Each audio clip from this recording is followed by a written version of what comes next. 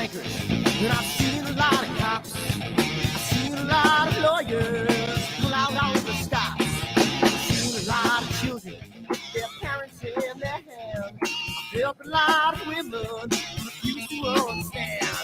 And I don't think I understand why we're making such a fuss. And I don't think I understand what's come of all of us. And I don't think I understand why we take this world for granted. I just want to get right back to Guitar Players Planet.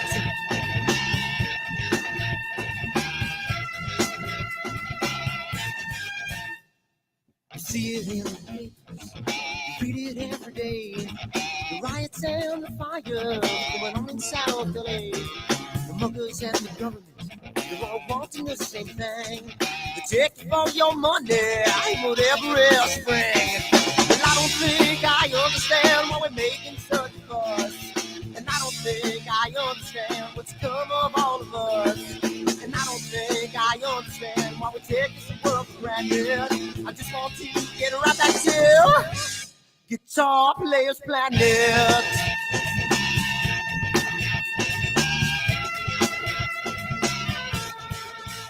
Take me.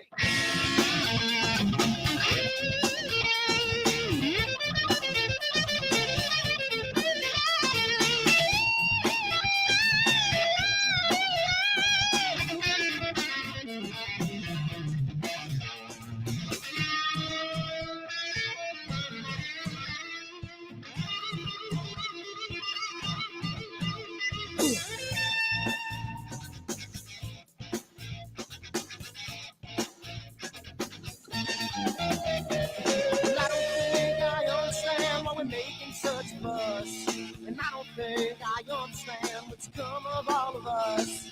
And I don't think I understand why we take this world for granted. I just want to get right back to Guitar Players Planet. Guitar Players Planet. Guitar Players Planet. Guitar Players Planet. Guitar Players Planet. Guitar Players Planet.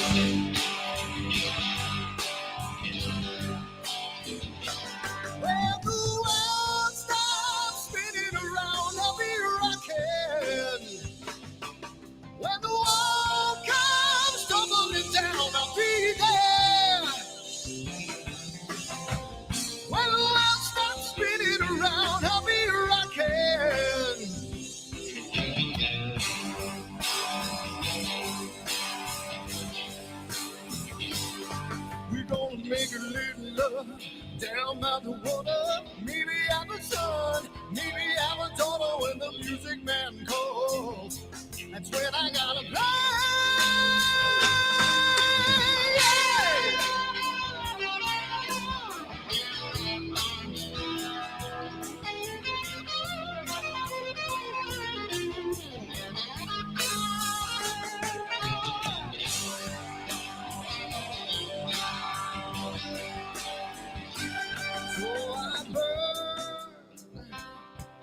For the things I never had, I'm burning with hate, with love. Spin around, round. 'Cause as a boy I had a dream. Carry it with me today. Yes, I do.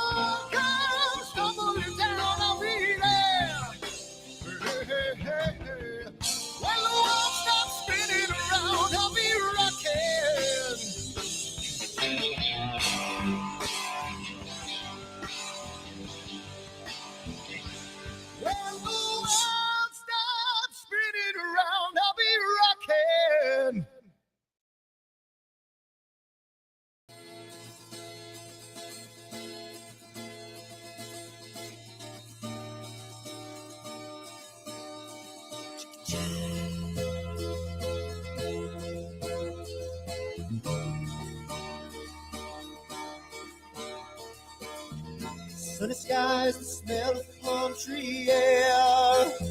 Looking back, I could never feel fair.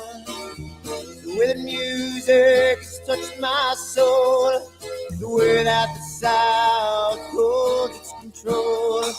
But I've got a new way to choose. I'm gonna start running back to the land of the new. Oh, na na na na na na.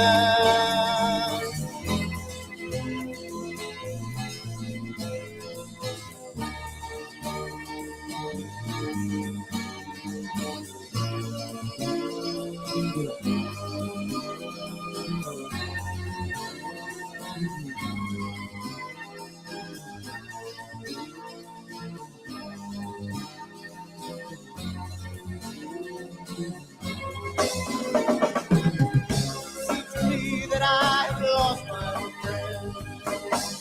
Got the sunset off the highway again.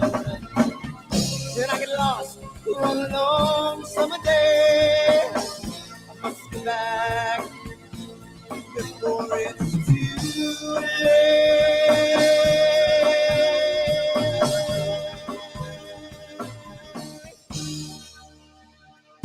You're afraid, you're feeling alone. Time and space can never unfold. The holidays can ring in your fear.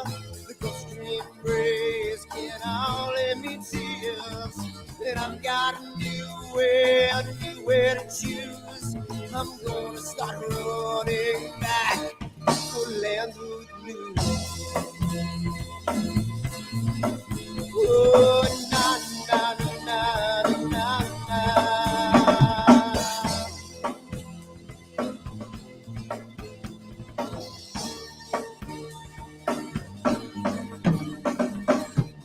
Sitting at the lake, I'm feeling confused, but I had my guitar, so I played this blues. But I'm afraid, what might be true, that I might never be back again.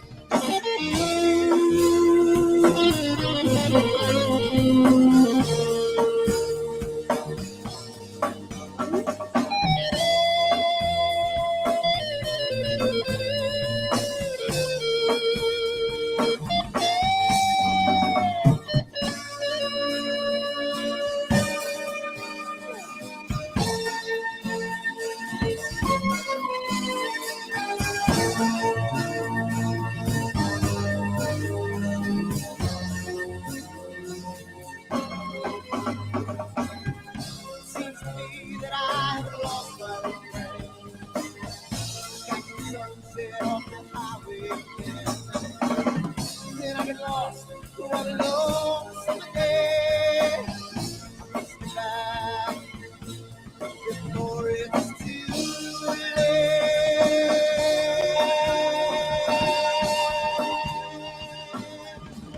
Before it's too late.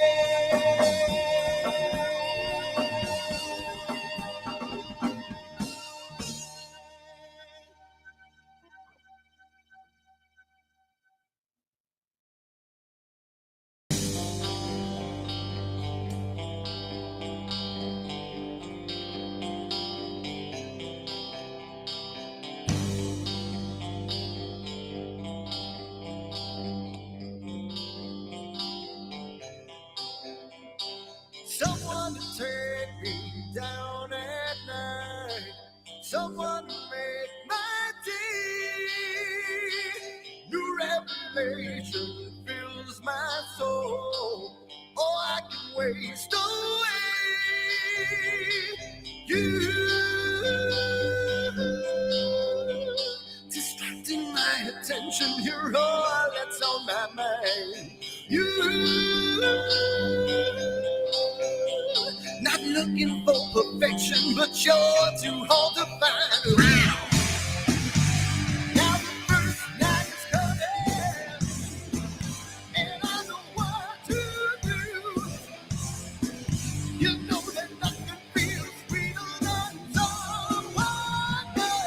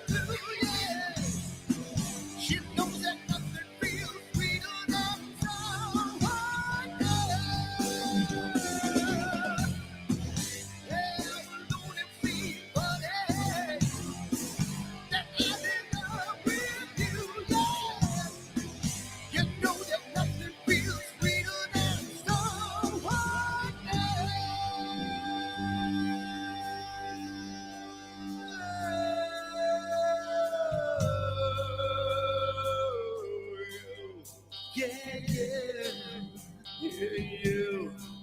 Oh, you. Yeah, you. Yeah, you. Oh, you. Yeah, yeah.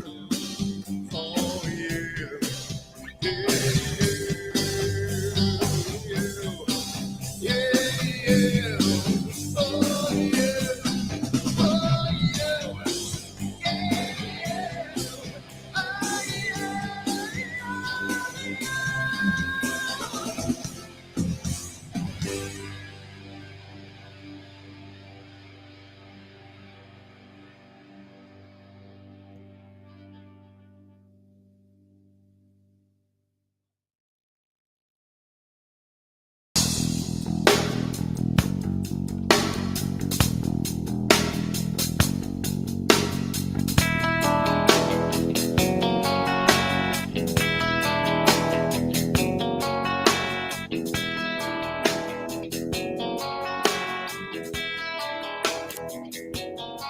All right.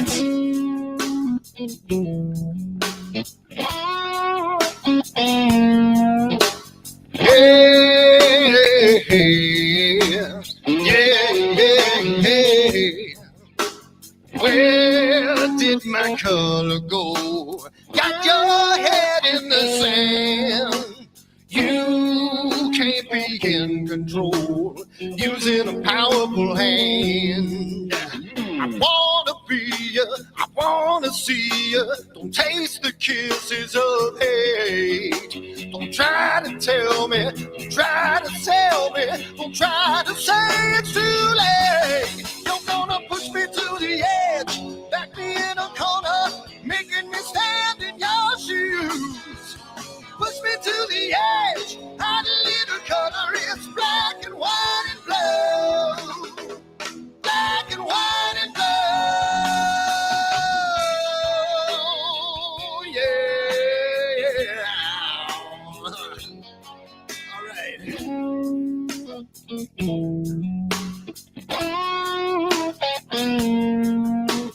Yeah.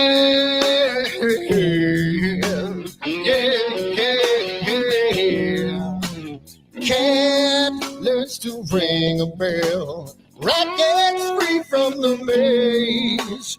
We can be taught to love. We've got to learn a new way. I wanna see you, I wanna be you. Don't taste the kisses of hate. Don't try to tell me, don't try to sell me, don't try to say it's too late. Yeah, you're gonna push me to the edge, back me in a corner, making me stand in your shadows. Push me to the edge, add a little color, it's black and white and blue. Black and white and blue. Yeah.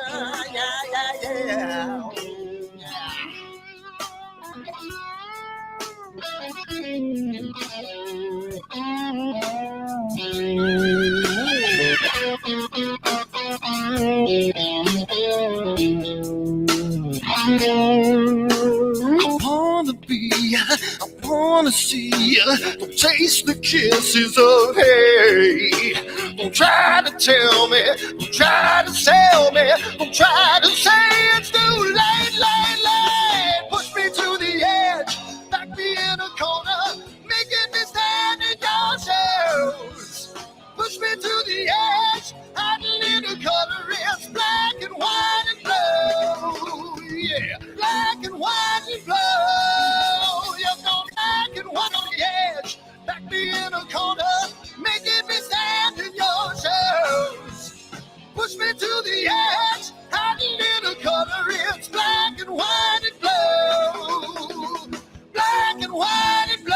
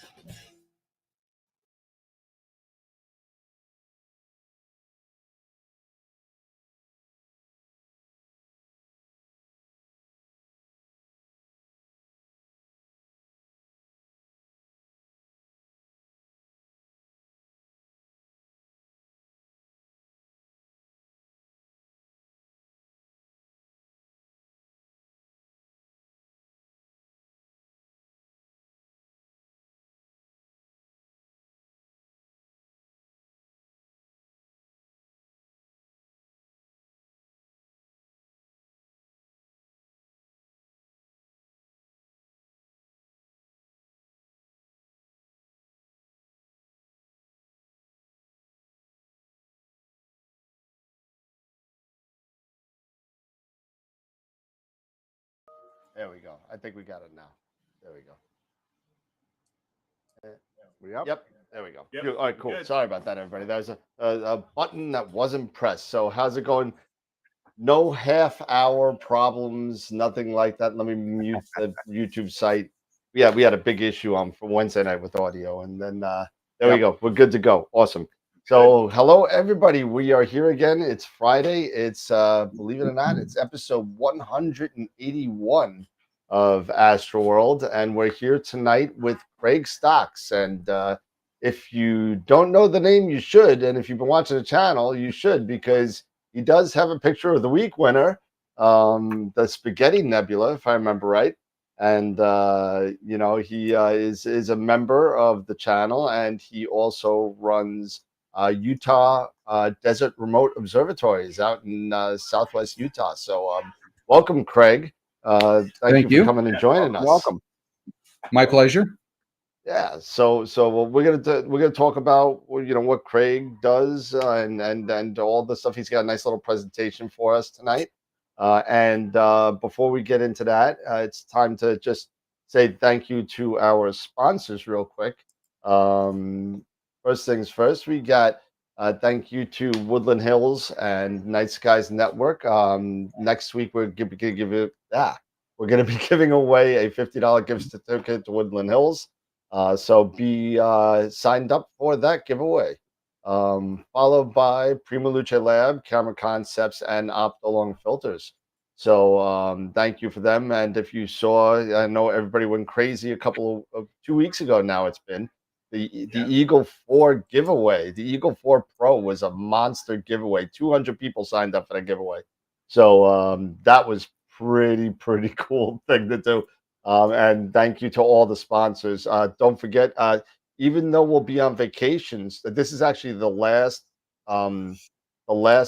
broadcast until we come back on August 10th. But we will be doing the Optolong giveaway somewhere on that Friday night. We're supposed to do it every Friday night, the last Friday of the month. So we'll be doing that. Also, thank you to Masters of Pixinsight and IP for AP, which we're giving away a free Masters of Pixinsight class tonight. And that's going to be, I think we got about 75 people in that giveaway. So thank you to them at the super giant level. Of course, we can't do this without any of the member sponsors and all you people that, just donate to the show and give us money to kind of either get the videos out and do our thing and do what we love and get the information out to you guys. Thank you so much to our Black Hole members, to our Red Giant members, all you guys, our 3-timer Chris Frierksen, thank you. Our main sequence members, and of course our Protostar members as well. Feel free, if you're not a member, go to our Patreon site. It's in the description below, and you could be a member and get a nice T-shirt or polo shirt. We got perks to go with it. So obviously tonight we have, as advertised, Craig Stocks from Utah Desert Remote Observatories. Coming August 17th, we're gonna have Astronomy. Molly Wakeling is going to be coming to hang out with us and show us what she did. I just found out she is just starting her PhD thesis. So it's going to be really cool what she's got going on over there, along with the imaging that she's been doing. On September 16th, tentatively, we're going to have Nico Carver from Nebula Photos also going to be coming down and hanging out with us. And fourth quarter, you're going to love this. Astropalooza is coming. So Astropalooza is coming. So far, our guests include Sean Nielsen, Amy Little, otherwise known as Amy Astro, Astronomy, and Nico Carver are all going to be on talking about the trials, tribulations, and successes that they've had in the astrophotography so far. So after that, thank you. And if you don't know, we're on every single social media platform available. Best go on Discord. We're all on it, and you can come and hang out and talk with anybody in the channel. So thank you so much for listening to me banter for a little bit. And we are back to the regular screen.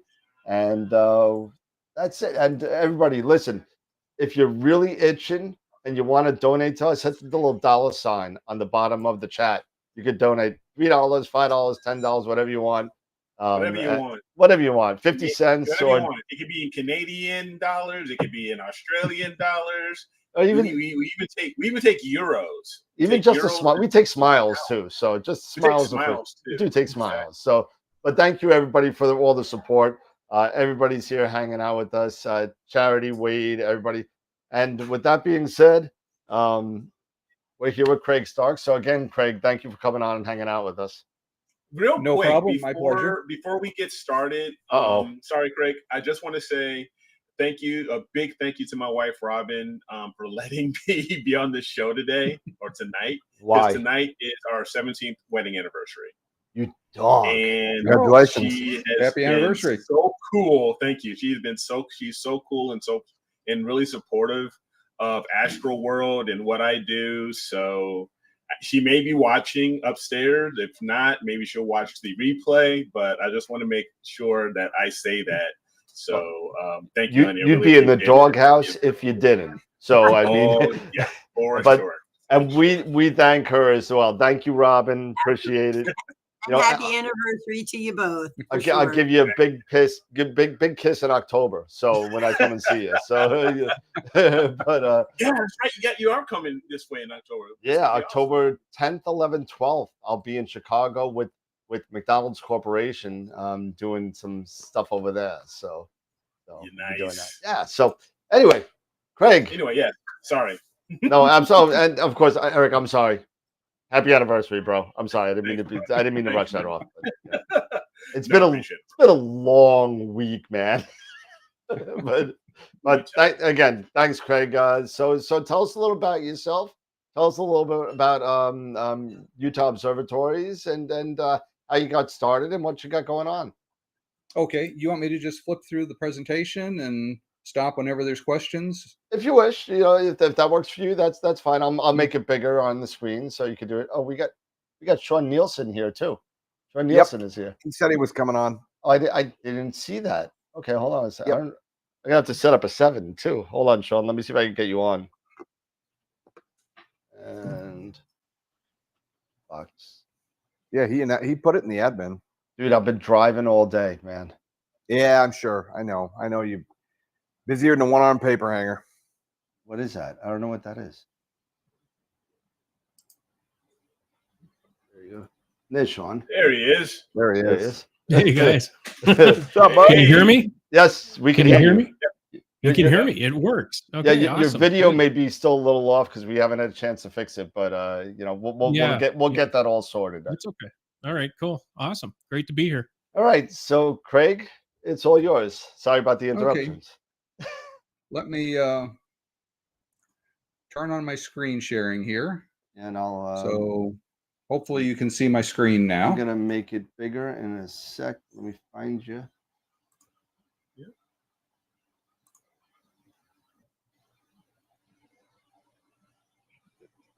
we go.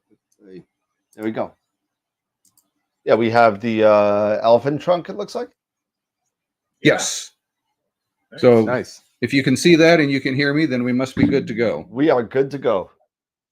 Okay, yeah, and just I don't see you on either of my screens, but just holler if you have a question or a comment or something that comes up. Okay. Will do. So this is basically my story of kind of my journey into what I refer to as robotic remote astrophotography. Simply meaning robotic is they let the machines do the work for me. Remote, obviously the work's done somewhere else. And astrophotography, my approach is as a art form rather than science. Some people are really into the science part of it. I certainly appreciate that, and I get involved in that some, but mostly I approach it for the aesthetics of the image. So, I mean, wouldn't we all like to have a robot to do our work for us? So you could go to bed early, stay in bed later, be with your family, go to astronomy club meetings or hangouts. That's kind of the story here. But first, kind of a brief history of me.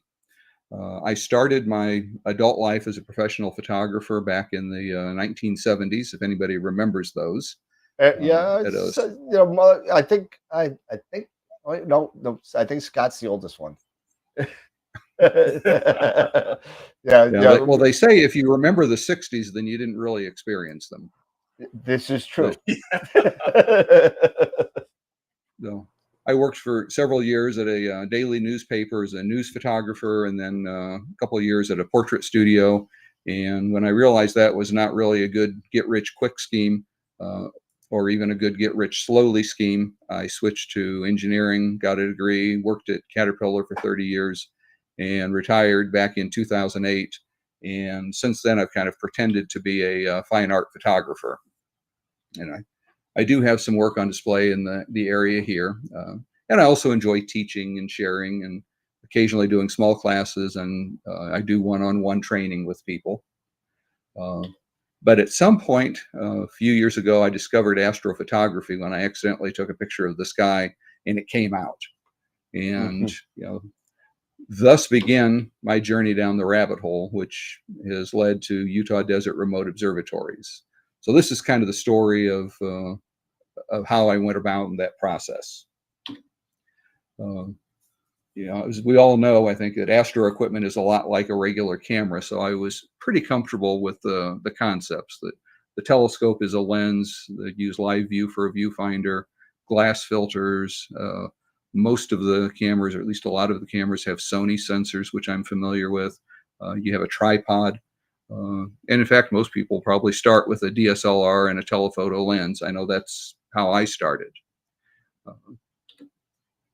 And it's also, the process is a lot like regular photography as far as selecting a subject, pointing the camera, frame, focus, pan, post-processing. So there was a lot of familiar ground for me.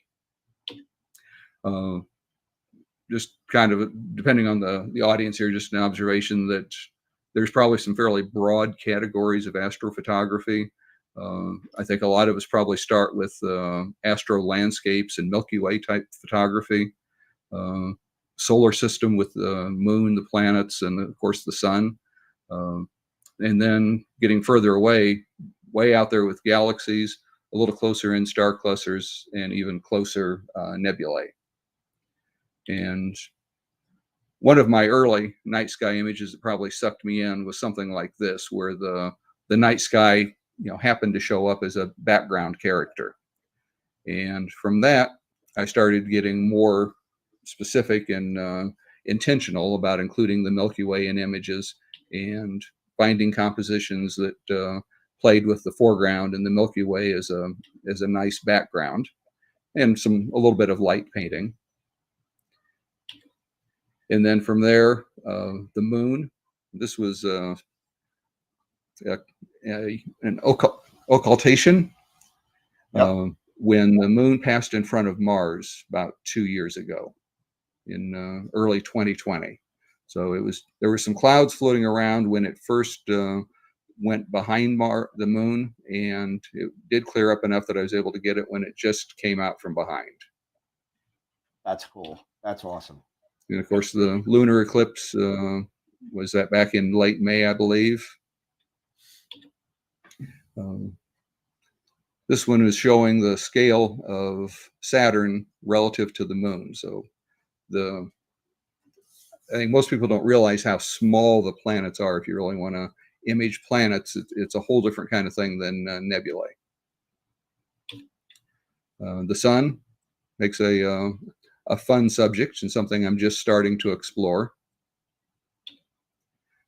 Galaxies. I do like galaxies. There's some really nice ones out there. Sombrero and M81 and M82. And with this one, I kind of set about to capture as much of the IFN surrounding them as I could. Or actually, we're looking through. So I set that as a goal. And of course, Andromeda. I'm not sure how many people really go after star clusters. I know normally I don't. Kind of like don't want to offend anybody, but I kind of feel like if you photographed one, you photographed them all.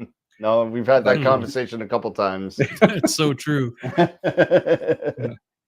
But there are a few that are buried within some more attractive background or more attractive foreground that we're looking through with some nebula, and in this case that's M4, which is nicely nestled in the Rho Ophiuchi area.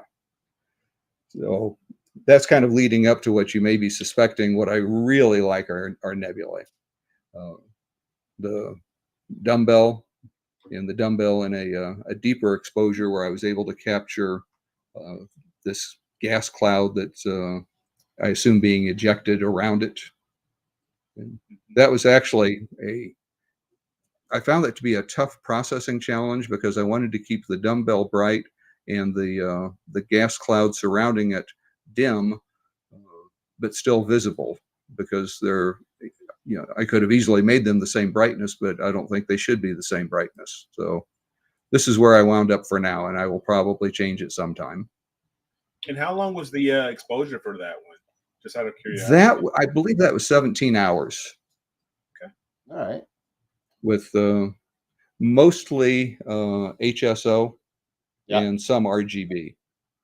Okay. And which scope was that? That was the plane wave 12.5. Nice. Very nice. So there's reflection nebula, emission nebula. I love them all. One of the things that I think surprises a lot of people, I know it surprised me when I was first getting into it, is how large many of the objects appear in the sky. So I put together this little diagram that shows everything at the same scale. So here you can see the moon, M81, M82, and Andromeda. And, some of these nebula are just, absolutely huge. Meaning that you don't really need, one of those really long focal length telescopes that you see at Kmart. What you need is something short and fast to get started. But I like the opportunity for artistic interpretation. This is the Orion Nebula in just 4 very different color palettes of HSO, SHO, probably OHS, just kind of playing around with different colors. This is one I just did the other night in GC 7822 in an HSO color palette, or an SHO color palette, or an OHS, which tends to have a lot of green and blue, which some people find objectionable. I tend to embrace the green. So I'm a little bit different that way. I love that little tint of green sometimes when you got that transition from the golds to the blues. Yeah. Yeah. The Spaghetti Nebula in HOO or in OOH. Oh, there you go. It's really nice. Turned it upside down. Yeah. The jellyfish, again, this is another one in the OHS. And to me, it suited it very well because it was really had a lot of signal in both oxygen and hydrogen. And just, little bits of sulfur here and there for some red highlights. Bubble Nebula. Again, this was an HSO. Black and white sometimes works really nicely. And here, not only black and white, but also starless to really highlight the gas structure around the horse head. And I've never figured out if horsehead is 1 word or 2 words, so you'll probably see it inconsistently throughout here. Same area and color. A very wide panel with a mosaic of 5 images, or a triptych of 3 close-ups, all from the Orion area. Yep. Very nice. Sol Nebula in SHO. Flying Bat and Giant Squid in HOO. Veil. Dark nebula are a lot of fun. Yes. I really enjoy showing people the dark horse nebula that's near the center of the galactic center of the Milky Way. And it's funny because once they see it, they immediately can find it and kind of orient themselves to what they're looking at. So that's always kind of fun.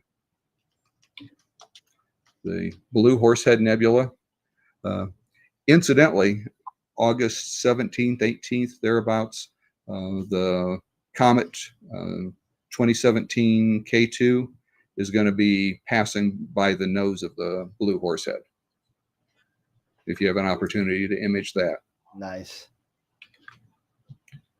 The Iris, another reflection nebula with a lot of dust around it. Back to a whole lot of hydrogen. Elephant trunk here, and just a simple, this is a one-shot color combination of RGB stars, and then using the Optolong L Enhance, which was the main part of the nebula, which I've just started using that filter, although I've had it for a couple of years. And I'm finding it very effective, even with moonlight, on reasonably bright emission targets. I'm really liking the results with it. So there it is in HOO with actual narrowband filters, or turn that around to SHO, and here with most of the green removed.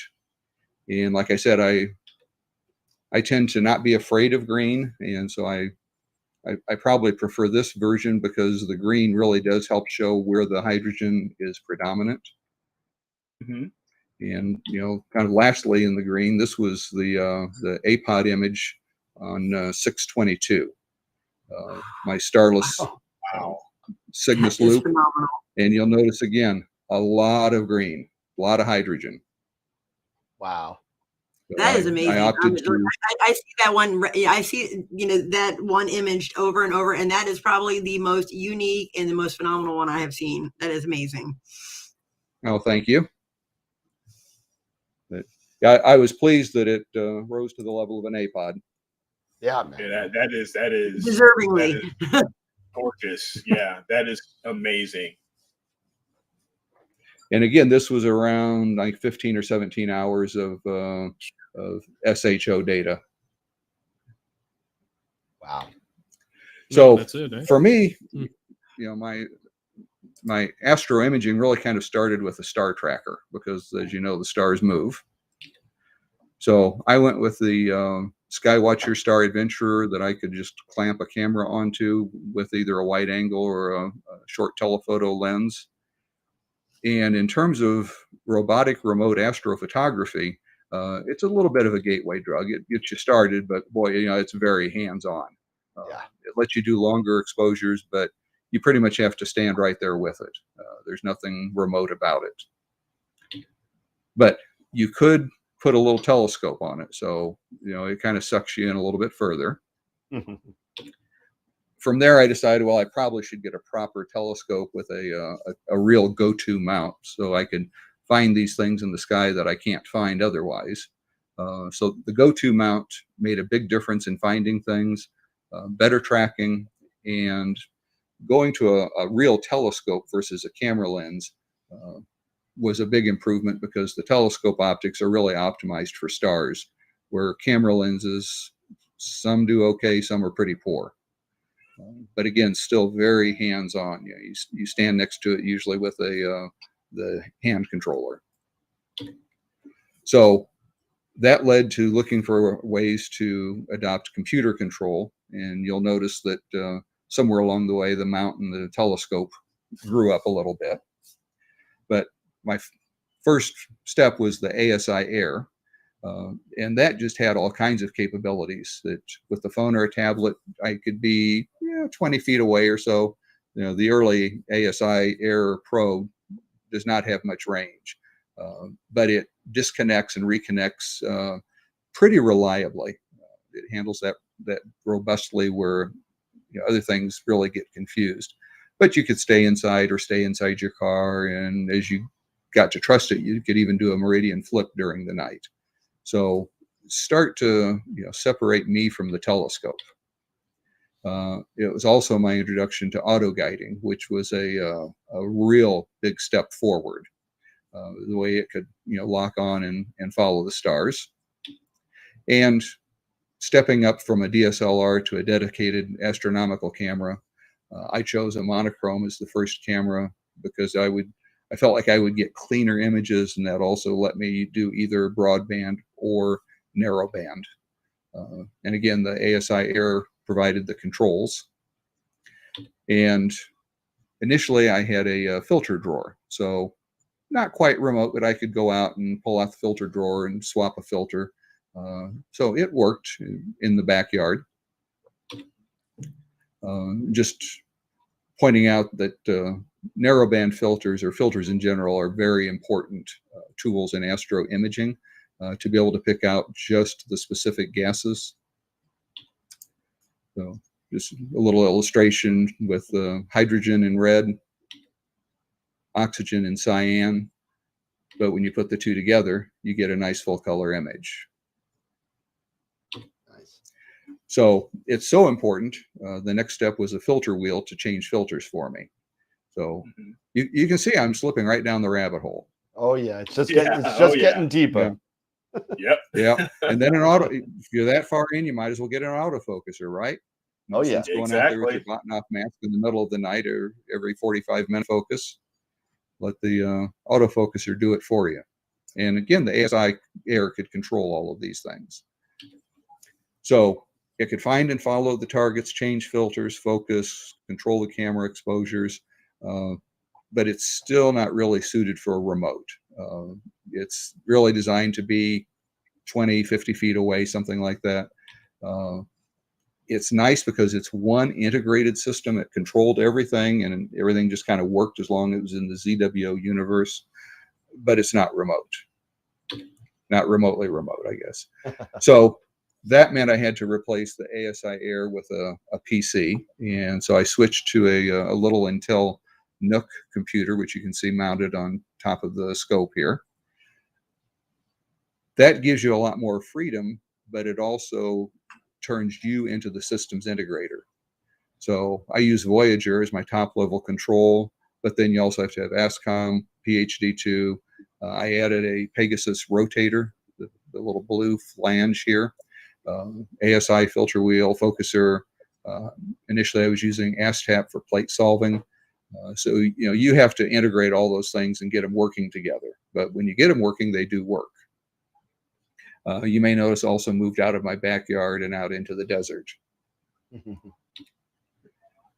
So with the Nook connected and the telescope connected to the internet, I can use a remote desktop application to connect to that Nook from anywhere I have internet at. So the telescope can be out in the desert. I can be at home in bed and just connect with the remote desktop and do everything as if I was using the computer right there. And on the remote desktop, this is what the Voyager screen looks like with the controls over here, preview images, and a readout, kind of a system monitor that tells you what's happening, set of gauges to show you what the scope's doing, what the camera's doing, what the cooler's doing, and so forth. But now we need a place for the telescope. We got all the remote stuff. I need a place to put it. So I could put it in my own backyard. And in fact, that is the way I started. And kind of like you were commenting on, Dan, one of our early experiences was we were trying to learn about remote imaging. Yep. We spent a couple weeks back in Illinois, where we moved from a few years ago. And while we were gone, I had my combination of my son and my grandson. Every night, one of them would take the telescope out, put it on the mount, hook up the computer, turn everything on, and then I would run it remotely from Illinois. And boy, you learn real quickly what things are different and important when you're remote versus right there with it. Such as having a camera so you can actually see the telescope and know where it's pointed. Sure. Other options are remote locations that you own or have access to. You can rent a spot in a remote observatory, and you can also rent time on a fully configured system that somebody else owns and operates. So the main focus here is talking about the remote hosting. And that's what gave rise to the idea of Utah Desert Remote Observatories. We offer peer rental where you can rent by the month with a 1-year lease.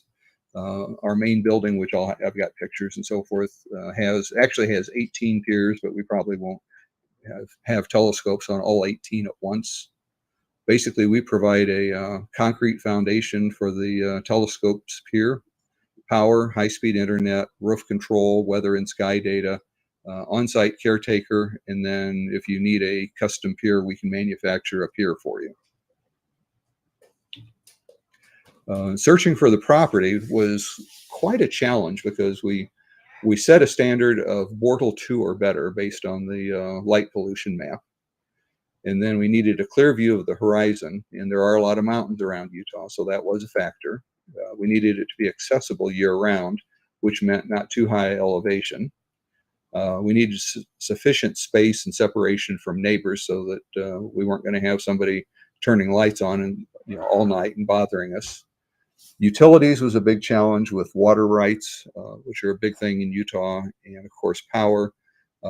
Most importantly was high-speed internet, and that was really the toughest thing.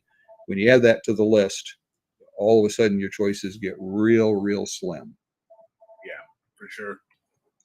So as it turns out, we've got better internet out there than I do here at home. Okay. That's awesome. So That's what about, really good. there was a question regarding animal life out there. As far But as regarding animals? Yeah, coyotes or anything like that out there that kind of disturb the domes or buildings? We do have deer and coyotes. They've never really come very close. And as you'll see, the telescope floor is really kind of, it's surrounded by walls, so it's not really sitting out in the desert. Gotcha. It's kind of inside with the roof off. So Awesome. coyote or deer would have to jump over a wall with spikes on it. Oh, yikes. But we spent a lot of time, kind of triangulating between the real estate listings and the dark sky map and what was available. We looked in Utah, Arizona, Nevada, even into California. And St. George, where I live, is right here. This big blob is Las Vegas. So we needed to be away from Las Vegas. And we were hoping to preserve the southern sky as much as possible. Although, as you can see, that between LA and Las Vegas, it's hard to do, but we did do it. Eventually, we found our spot up here in a, technically it shows as a Bortle 2. We do get Bortle 1 readings occasionally. Wow. So it's nice dark sky. We're at 5,100 feet elevation. The property did need some work when we got it. It's 120 acres, but it had this old dilapidated single wide trailer where the power and the well and the original septic were located. So the first thing we had to do was dispose of that, and that got hauled away in 3 big roll-off dumpsters. This is my son and youngest grandson here in the little excavator. Fortunately, my son's a heavy equipment operator. He's a foreman for a local electrical contractor, and he was even able to borrow some of the equipment early on. So this was actually his company's excavator that he was able to bring out for the weekend to start the demolition. So with that, we created an RV parking pad. So we've got room for 3 or 4 RVs with hookups. And then we set up a trailer as a temporary office and kind of actually started Utah Desert Remote Observatories. We decided that we should probably build a prototype to make sure that all of our concepts work, since none of us had ever done this before. So we decided early on, about a year ago, we decided to build a prototype, which is a 10 by 12 Quonset hut design with a single pier. But we were going to build it using the same processes and technologies and control systems and so forth as the full-size observatory, just kind of in miniature, but that it would work. And the building, as you'll see, actually rides on two 24-foot long steel I-beams. And then we actually use hoist trolleys upside down to capture the building onto the I-beam. So the first thing we did, this was not quite the first, but actually the first thing we did was dig a hole, and 36 inches deep or thereabouts, well below the frost line. And we put about 1.5 yards of concrete in there with rebar sticking up. And then we came back and poured a 24-inch sonotube riser that would come up through the floor of the observatory. So this is after the riser was in. We've got our east-west string drawn here. And here's my son with the wheelbarrow. We're in the process of setting this first rail. In the prototype, it's just supported on wooden 4x4s that are cemented into the ground. Interesting challenge. The first one had to be put in the right place relative to the pier and level, and we wanted it to run straight east-west. The second one had to do all of that plus be perfectly aligned with the first one. So it was, that was a good full-day job just getting those lined up and cemented in. Once we had the rails in, here you can see the carrier. There's a steel C-channel with rollers, and then the trolley rollers that capture it onto the I-beam. And here's one of the first hoops for the Quonset hut that's going to go into the channel system. So basically you stand one up, bolt it in place, screw the next one together, stand it up, bolt it to the first one, bolt it in place. And you just keep putting in nuts and bolts. And it was kind of an all-day project. But eventually you get enough in and you have an observatory. And then we built the floor for it. Hopefully this time lapse will work.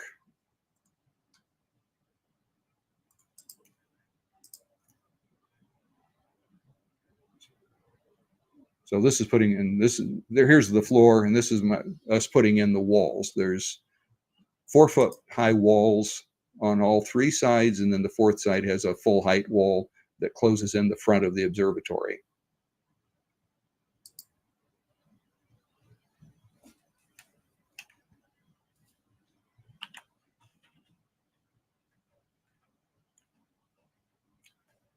So that's how you build an observatory. Awesome. Yeah. And that was the back wall, kind of built like a pole barn with vertical support, horizontal support across the bottom, vertical, and then horizontal beams to support the back panel. That back panel rides with it when it opens. And when you get all done, ta-da, you have an observatory. This is the opener system. There's a chain running from front to back a little bit past the opener. It just pulls the chain back and forth to open and close the observatory. Then you can see the rails extending out behind. Yep. This shows the front view with this is the stationary wall that the observatory hangs over that by about 6 or 8 inches to seal it. And then when you're ready, you push the button, or the computer tells it to go, and it opens up. Awesome. And so it opens up in the evening, do your imaging, and then it closes up in the morning. And then with the weather system, it will close if the wind is too high, or if it gets cloudy, or if the drop of rain gets on the weather sensor. Any of those things will trigger it to close. If it loses internet connection, it'll close. There's all kinds of air conditions that will make it automatically close. That's awesome. And here you can see the telescope's actually up on about a 4-foot high pier. So it's up about as high as we could get it inside the building. This is just showing the rail system with the upside down trolley with a wheel in between. So there's 3 rollers on each side, and then the trolley holds it down. And then this is the Alico opener with a couple of idler sprockets to pull the chain through. Now, is this very My good? That looks like it's very similar to some of those gate openers. Is that? It actually is a gate opener, yeah. The interactive astronomy packages, basically you order the Alico opener, send it to them in California. They add their wiring and control board. So when you get it from them, you get the Alico opener, and it has an extra wire coming out that goes to their control panel and a USB interface to connect to the computer. Nice. And then they have software that operates the opener to keep track of the building, and it also reads the weather system files. And which weather system are you using to control the dome? I'm using the interactive astronomy weather system. So I've got an all-sky camera, weather system, and the opener control system are all from interactive astronomy.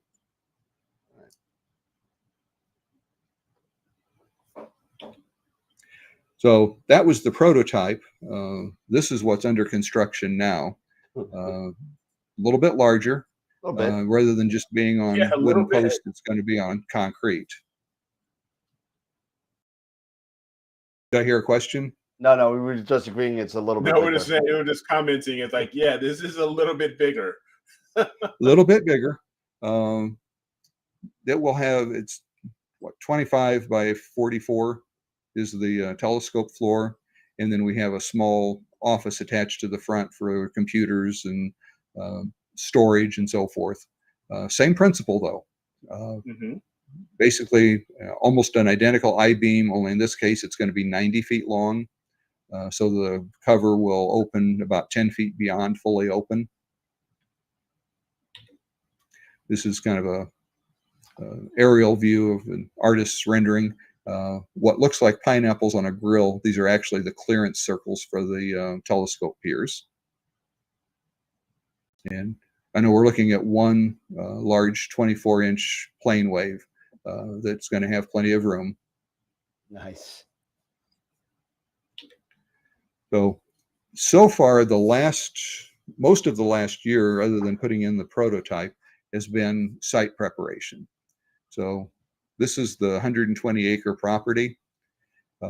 This light area is kind of a wash. It's maybe 5 feet lower than the rest of the property. And then there's a county gravel road over here. And this is where we get our fiber optic internet. We were fortunate the phone company out there needed to replace their old copper telephone lines, and they decided it was cheaper to replace them with fiber optic. So we have symmetrical gigabit internet, and we can get additional services out there if we need them.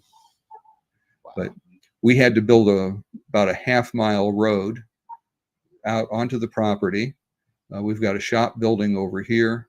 This is the observatory that we were looking at the drawing of. And then the road continues on, and there's a garage and the caretaker's house back here. So we put in the road, we ran water, electric, internet all the way out to the caretaker's house, put up all of the buildings. So there's 3 buildings now, and then the 4th one, which is the observatory, is under construction. The RV pad and the little prototype are up here at the front. But that has kept us pretty well occupied for the last year. My buddy Dave Barnett in the chat has a kind of a question. He was just wondering, how long is the drive to the hardware store? Actually, about 15 minutes. There you go. That's actually a good question. Yeah.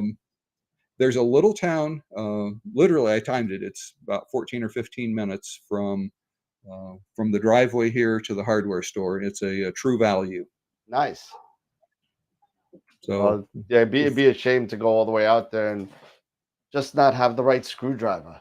You know.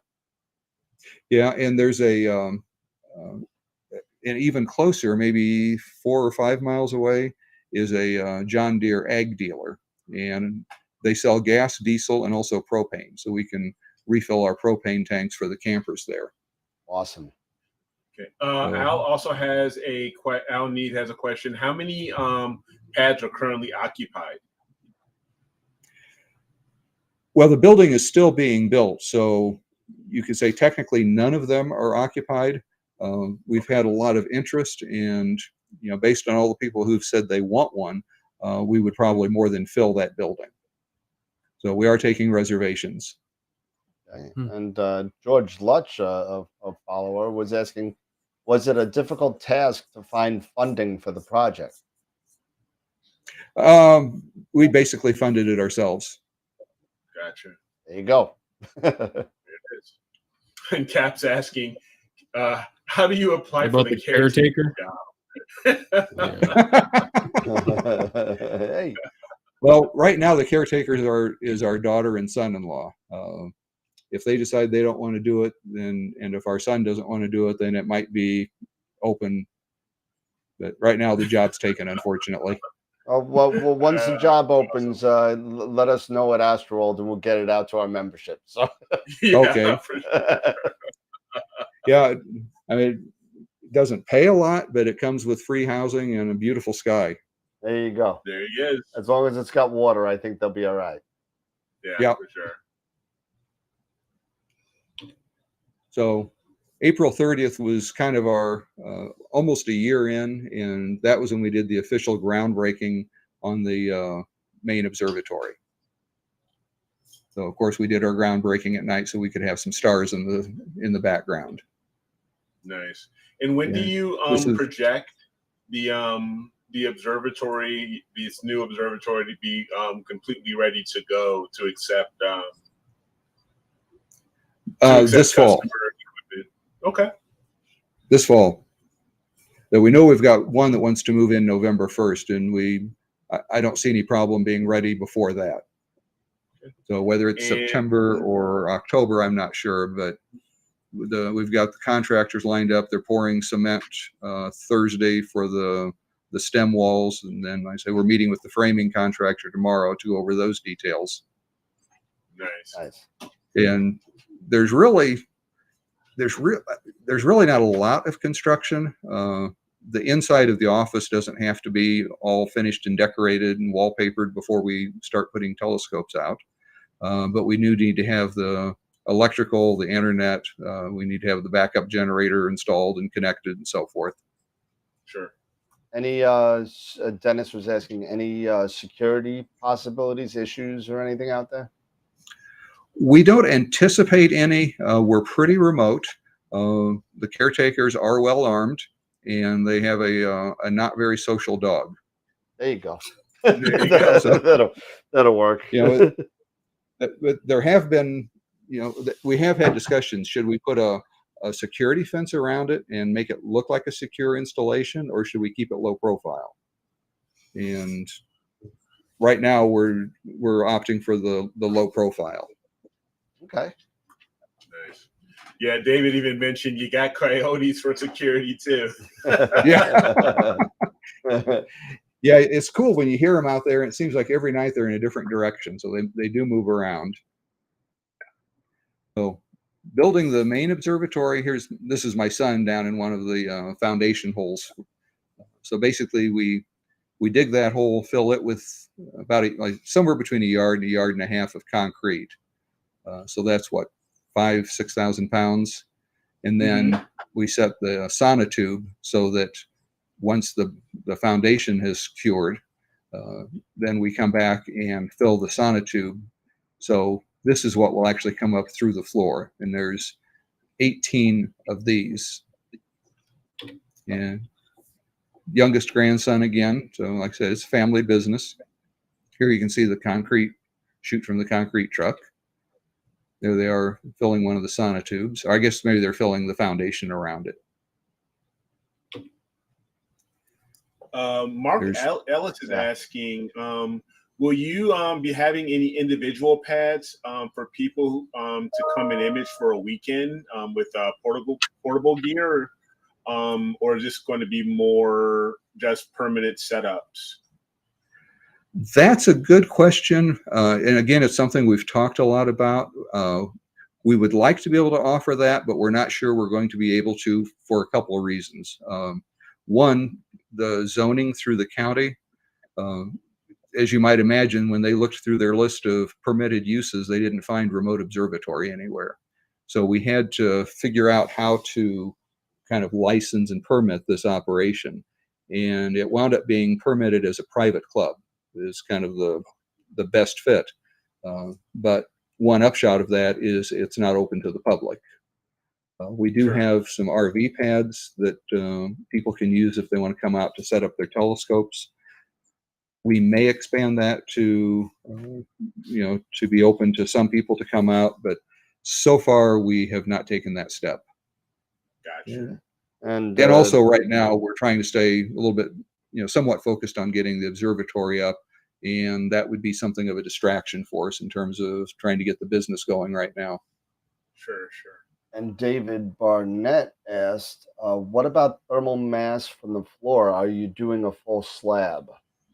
No. Good question. That's why we're not doing a full slab. It'll be a wooden floor separated, with annular openings around the risers, but it won't touch the risers. And none of the risers, none of these foundations touch each other. David actually runs a nice facility out on Long Island. He has a number of buildings and domes and telescopes out there, out in Stony Brook, Long Island. So that I imagine more structural questions from David. So okay. Yeah, he just mentioned, he was agreeing that a wooden floor is the right way to go. Yeah, he's really good at what he does too. He's built quite a number of facilities out on Long Island. So yeah, and I have talked to some knowledgeable people who have been running remote observatories for decades, and they kind of poo-poo that whole thermal mass thing. But everything I read, and it makes sense to me, you don't want a whole bunch of heat building up in there. So yeah, exactly. And if nothing else, I figured our customers read the same books and blog posts I did. So whether it's right or wrong, if they think it's right, then that's what we have to do. Yep, absolutely. So this is what it looked like about a week ago, after we put in all of the foundations and the risers. We excavated all this out, and out here we do what's called over excavating, where we actually had to dig down a foot deeper and then moisten and compact the soil with a jumping jack as we put it back in. So all of this was compacted, and then the geotechnical engineer had to come out and inspect the compaction to make sure it was done correctly. This is all formed up now for 42-inch high stem walls, and after the concrete stem walls are poured, we'll backfill everything. There'll be about a 2-foot crawl space under the wooden floor, and the floor will come up so that these risers will extend about 2 inches proud of the floor. And like I said, that'll be a wooden floor going across. Got it. Yeah, David was mentioning climate control is very important. Having vents and stuff like that, he mentioned.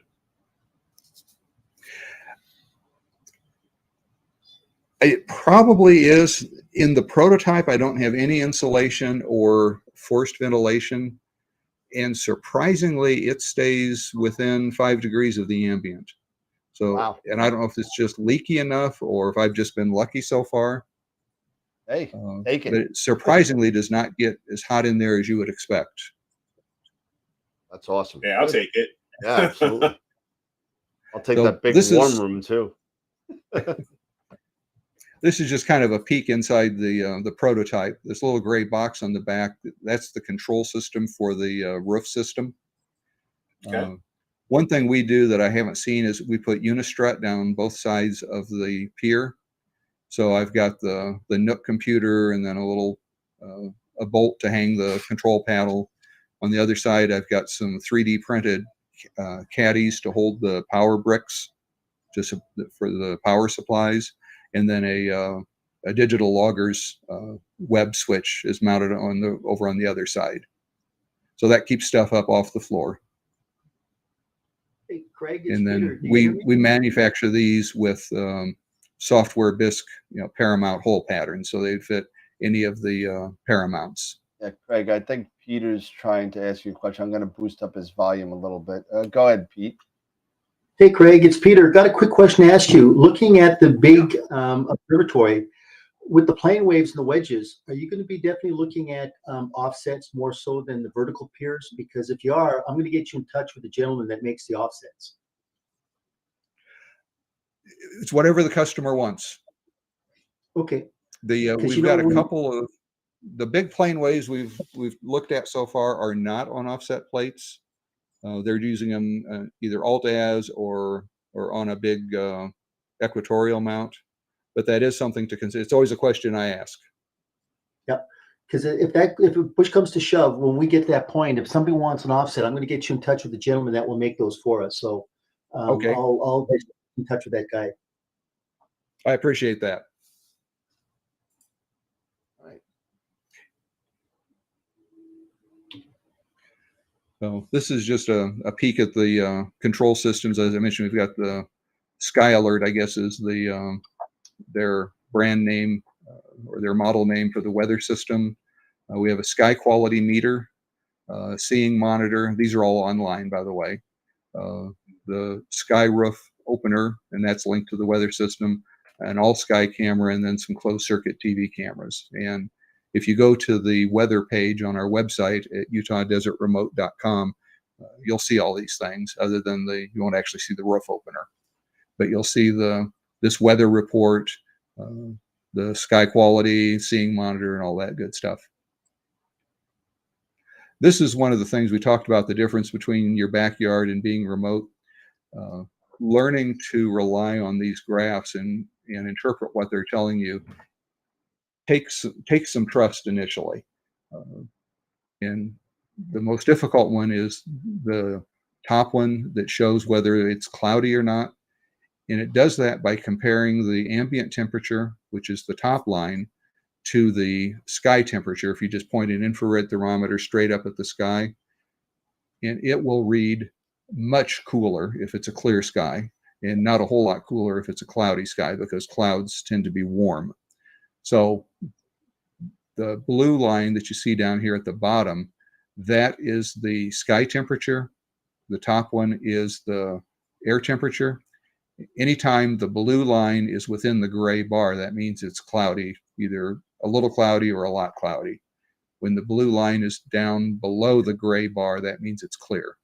So when I grabbed this snapshot, at that time it was clear. And if you look at the details, the air temperature was 103 and the sky temperature was 12 degrees. So it was a very clear sky at that time. 4% humidity. What are you able to get your camera down to as far as temperature is concerned? Yeah. Right now I'm running -10. I was running 0 last year, and then I ran into problems in the winter when it got below freezing. Everything would stop because the camera was too cold and it wasn't going to warm up. So I had to go to -10. I usually will start it cooling about an hour or so before to get it down to -10. And then it'll cruise there all night at around 50% power. Wow. All right. Now, we do cool off quite a bit. The location that you're at here in Utah, on average, how many on average clear nights have you been able to get? It varies a little bit from month to month, and my record keeping has improved. I've been saying that we average around 70% clear nights or imageable nights. Imageable nights, yeah. May and June, and I think so far in July, I'm running at a pace of around 80 to 85% of the nights I'm imaging. I wish. Okay. I'm just the opposite, like 15%. That is just awesome. And we do have a monsoon season, so we've been pretty cloudy here all day. The weird thing with our weather pattern, there's two weird things. Most of the time, not every night, but most of the time, the wind will stop right around sunset, just like somebody flipped a switch, and it might Wow. go from 20 miles an hour to almost zero, just almost instantly on the graph.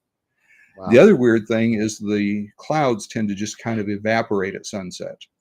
So even though there's clouds overhead an hour before sunset, if you keep watching, they will tend to just dissipate, and usually by midnight it's crystal clear.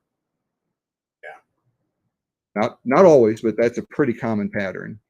And typically, if it's going to rain, it's you've seen that coming all day. That we don't typically have surprise pop-up thunderstorms in the middle of the night like we used to have in the Midwest. Right, for sure. But that's why we have all the weather system and safety linkages and so forth, just in case. I mentioned I'm using Voyager, which I like. The support is a little iffy. Sometimes you get great support. Sometimes you get sarcastic comments back. So, take it for what it is. But the software has worked well for me. Mm-hmm. I kind of go back and forth between using the SkyX or PhD2 for auto guiding. And what prompts the switch from the Sky to PhD and back? Just wondering if the grass is greener on the other side. Gotcha. Okay, Sure. fair enough. I can't say that any one has done better than the other. If I'm going to calibrate frequently, then I like the SkyX better because the calibration is very fast versus PhD's kind of lumbering along for 5 minutes. But I like the idea of the multi-star guiding in PhD2. Don't know if it really works any better, but it seems like a good idea. Okay. Well, I don't know if I have a good answer other than just if it's sometimes it that's just seems fine. like I just maybe I thought, should switch. maybe one night you were having an issue with one, not with the other, or just playing around with different pieces of software. No, I think I've had pretty decent results with both. Okay, good.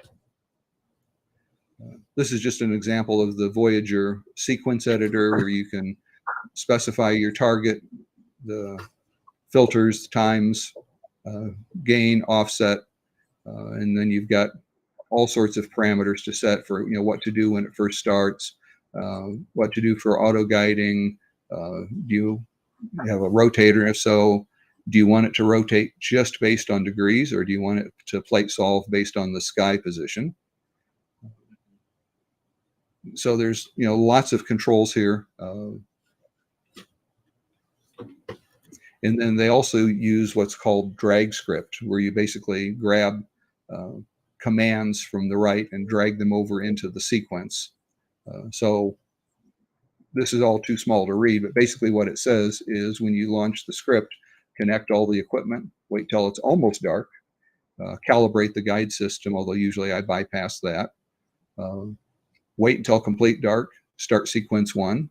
If there's an error, send an email and go down to sequence 2 and just keep going until you run out of sequences. Then at the end of the night, park the scope, disconnect the equipment, and shut down. So We have a my question, usual, from Dawn Paul and Elizabeth Romero. Wanted to know if you ever have to calibrate your sky temperature to help with cloud detection. How do you get to calibrate the cloud detection? I guess you set an offset for the size of that gray bar. Right now I've got it set at around 35 or 40 degrees, and it will change a little bit between summer and winter. But basically you look at the weather and you say, well, it's just kind of getting partly cloudy. I should be just kissing that line, and if I'm not, then I need to adjust the offset. Okay. So it sounds complicated, but in practice, after you watch it for a while, it becomes pretty straightforward. Got it.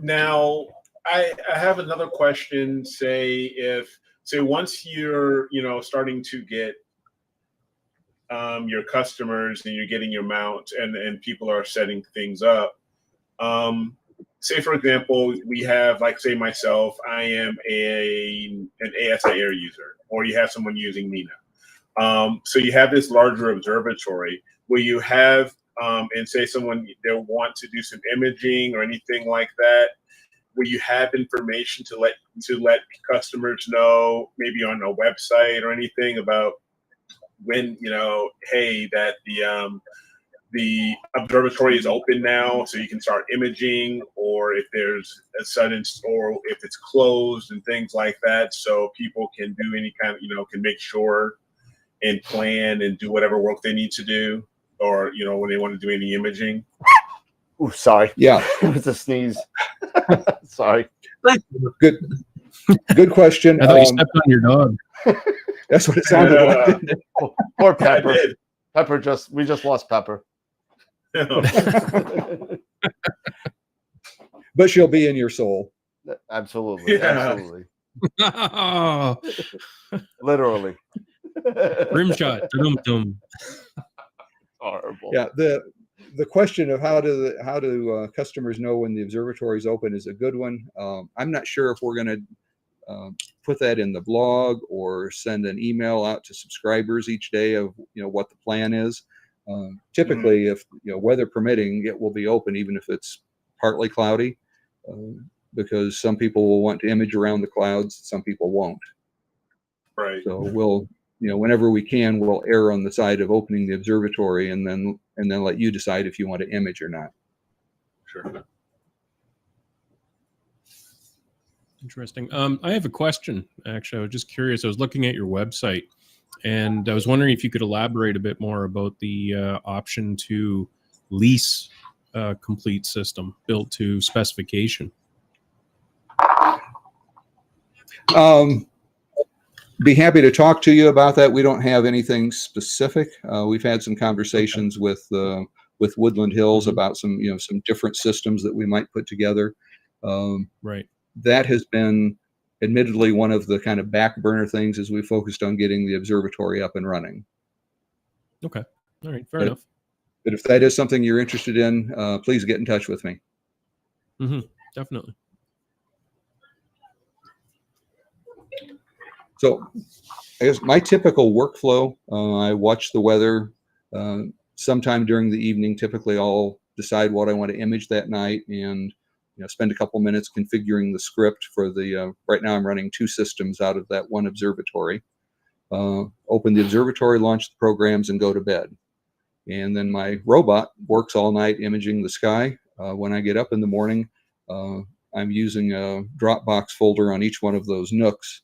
So when I get up in the morning, all of those images captured during the night are waiting for me on my PC. And then I can start processing. So kind of summarizing my experience remote, like we said, takes some getting used to because you're relying on sensors and remote cameras and so forth. And you can't just walk out and unplug something or flip a switch or something, that you're relying on caretakers. And to some extent, the equipment choices, like somebody pointed out, if you have a mount with a homing sensor, you can just power cycle that mount, rehome it, and you're good to go. Nobody has to go out and release the clutches and put it back in a home position or something. The result, I'm convinced I get more data and better data than I did from my backyard. The obvious, of course, is a darker sky. I'm in about a Bortle 5+ in town here. I get more imaging nights, but mostly it's because I don't have to be present. I can be in bed or at a dinner party or giving an online presentation, and the telescopes are out there working for me. So I'm collecting data whether I'm there or not. So, if it's running 85% of the nights, I'm collecting data right now on 2 systems, 85% of the nights. And that's kind of cool. That's pretty awesome. That's really cool. That's great. So just how do you get a whole few more examples, just because I have these all over my hard drive and I need to do something with them. What was that, Sean? California Nebula. Sean, you had a question? I just was Yeah, I Yep. was just curious about the caretaker part of it. If there is a problem, how does someone that's using your service, how do they get a hold of the caretakers? Do they phone them, or Call is it them. through Yeah. call them? Phone Okay. call. Yeah. And it's Yeah. like They live on the all night property. thing? Okay. Yep. All right. That's kind of part of the job. So if something went down at 2 a.m., I could call them and they would run out and fix it, basically, if it was fixable. Yeah. Okay. Awesome. Yeah. Now, if that starts happening every night, we'd want to have a conversation. There's For sure. a limit to how many unplanned calls like that. Yeah. Hmm. And we are looking at offering additional services such as cleaning and lubricating and so forth that would be in addition to the lease. Kind of like a service contract for the people who aren't close enough to come out and play with them in person. Because a lot of people will live 2, 3, 4 hour drive away, and it's conceivable maybe once a month or every couple of months they'll want to come out. And like one fellow said, he wanted to come down, pet his telescope every now and then. Let me just look at it. People are Yeah, asking I'll about be the the witch type head. that, I'm just kind of curious, and this is just me. So if I were to bring my refractor or something like that, and we get things set up, so would I just call the caretaker and ask him or her, hey, would you mind if the observatory is open to take the cap off my telescope and the night, and then the next morning put it back on? I don't know how that would even work. Well, ideally, you would have a flip flat. A flip flat. Or gotcha. To close it up during the day. Sure. I have a refractor with a flip flat, and then I have the plane wave that they don't make a flip flat big enough to. And I'm not sure it would even be a good idea if they did, because it would be a bit of a sail out there. Yeah. But I just park it pointed, kind of angled down, and we do have dust is probably the biggest negative we have out there. When you're in the desert, you do have dust, but by parking them the way I do, occasionally I'll take a bulb blower and blow off the lens of the Takahashi and the guide scopes, and the mirror has done pretty well, kind of protected up inside the plane wave. Got it. A lot of people are asking the stats on that Witch Head Nebula that you have showing on there. It's almost starless. I decided to leave that Rigel, I think, in. Yep. It's actually a 6-panel mosaic. I imaged the main part of the Witch Head in RGB, and I liked it, but it was too tight, and she needed someplace to look. So I went back and shot 6 panels worth of HA. So you can imagine 3 vertical panels across the top and 3 across the bottom to get the background. Nice. Like I said, it's not. I'm sorry. How many much hours? data? Yeah. Approximately 10 or 12 hours, maybe. It's with a dark sky and a good camera. It's amazing what you can get with even just a few frames. Yep. I unfortunately am in a Bortle 8 + 9 something 11 guy.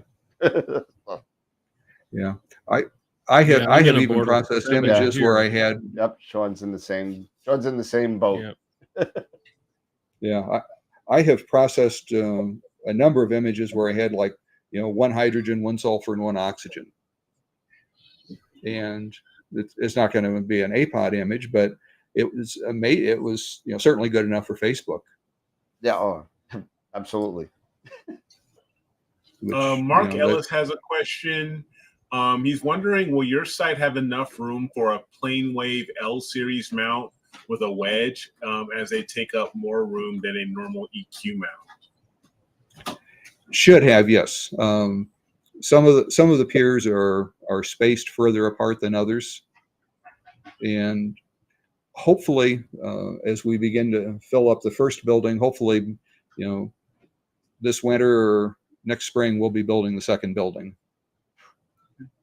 And Steve, Captain 404, was wondering how much data storage do you have on site if you're imaging that much?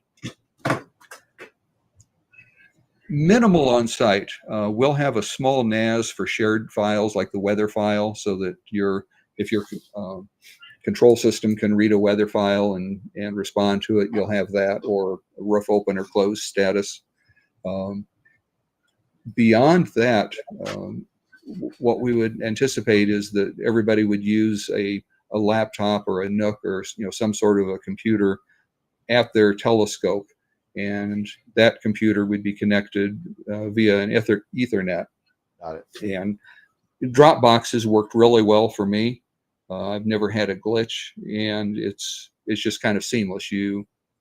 As you image, you save to a shared folder, and then they just magically appear on your saved folder on your home computer, or wherever else you have them shared. And the other thing that does is it distributes the upload, so that we don't have a case where everybody gets up at 8 a.m. and starts uploading. That's grabbing all their files. They're kind of filtering up all night. Yep. I guess that's one of the big things you would have to also put into consideration the type of camera perhaps that you have and the size of these files, especially the individual fit files, to make sure you have that bandwidth to come across remotely to your whatever storage you're going to use, either your own PC, remote, or what have you. So that has to be something that has to be put under consideration for sure. Yeah, but before we upgraded to the full gigabit upload, we were limited to 100 gigabit up, a full gig down, and 100 megabits up. But I would easily have two cameras running with the ASI 6200s. So was that 120 megabyte files?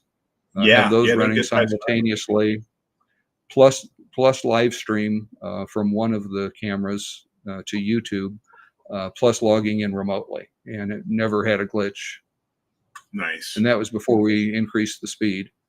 So I'm not saying we won't run into issues. If we do, we can get more data capacity. Mm-hmm. Nice. And Dave Barnett's in the chat again, asking about what are the typical seeing conditions you have as far as transparency seeing and all that, and plus any high-res planetary work being done out there. It varies. Most of the time we run between somewhere in the 1.5 to 2.5 range, probably averaging more around 2.2 if you take a long-term average arc seconds for seeing. I'm still not convinced we're getting the best readings we can out of the seeing monitor, but that's what it's telling us. And again, those are available on our website. I think last night we were, it actually improved gradually through the night. We started out, we had a little bit of clouds early on. It improved through the night, and by morning we were around 1.6 or 1.8, something like that. All right. And as far as sky quality, it varies a lot with the transparency. We will range anywhere from a good 3 to a 1, just depending on sky conditions. But I think our best readings have been in the 22.03 magnitudes per arc second squared.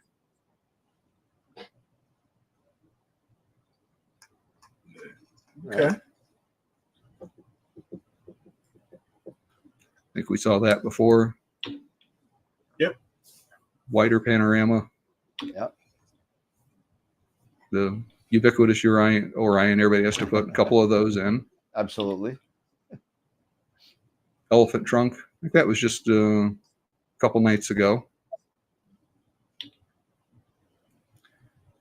Tadpoles and the flaming star, and kind of blew my mind when I looked up the information. These are actually vastly different distances away. That I think the tadpoles is it's like 30,000 versus 3,000 light years or something like that, but not at all next to each other. Yeah, I think I read that somewhere myself, which is really amazing. Which is really, really incredible. They do And seem it's so interesting. close. The main star, AE Aurigae, in the Flaming Star Nebula supposedly was birthed in the Orion Nebula complex. Really? Is that be the one in here? It's the one that's kind of right where the blue area is. Yeah. Right in there. Okay. That's the main star right there, AE Aurigae. Yeah. They said that Okay. supposedly it's been I read that traveling and too. it just kind of nestled right in here, but it started really in the Orion Nebula complex. Wow. Hmm. Learn something new every day. That's pretty cool. Absolutely. Yeah. The comet K2 that's currently skipping around in the sky at night.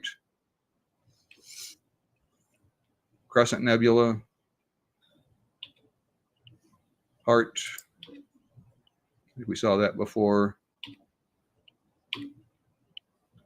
Always fascinated by the difference between an RGB image that that looks kind of mundane and what you find when you strip away the stars and really highlight the narrow band. That's funny. There it is. That's the funny. one. Wow. That's a great image, Craig. I Yeah, believe thank you. that's the picture of the week winner, I think, if I remember right. Yeah, that is gorgeous. yes. Thank you. Popular around Christmas time. Oh yeah, this is one of my personal favorites too. I love the Phosphor Nebula, which is that far away, which is very close, which is right there. Yeah, that's a really nice nebula as well. Yeah, I always refer to this as the Christmas tree cluster, but if you actually look at it, the Christmas tree is pretty small in here. Yes. And not really very noticeable. Just a different color palette of the tadpole and flaming star. Yield moon. Bunch of IFN. Now, That was when I was on my IFN kick. Yeah. Yep. Yeah, I was going to ask this, the IFN. How long was this? How long was this integration, or how long was this? Because I've heard as I IFN. recall, You have to take quite some time, don't you? You get most of it pretty quickly in the first, I'll say, 10 or 15 frames. What happens as you go longer is it gets smoother and less noisy. I think this was around 40 subs at 5 minutes each, unfiltered. And basically what I did, I just stuck this at the end of my sequence every night. And so the last hour, or whenever I got tired of imaging whatever else the telescope was pointed at, it just finished up the night on this and I let it accumulate. Sure. One of the few times I was actually patient and collected data over time rather than collect it in a rush and then process it the next day and move on, which is what I usually do. I really like how you did that. I mean, I'm absolutely amazed at your use of color. And you see out there on the internet, and out there, some people try different color palettes, and it's not always pleasing to the eye. I'm guilty of that, I will say.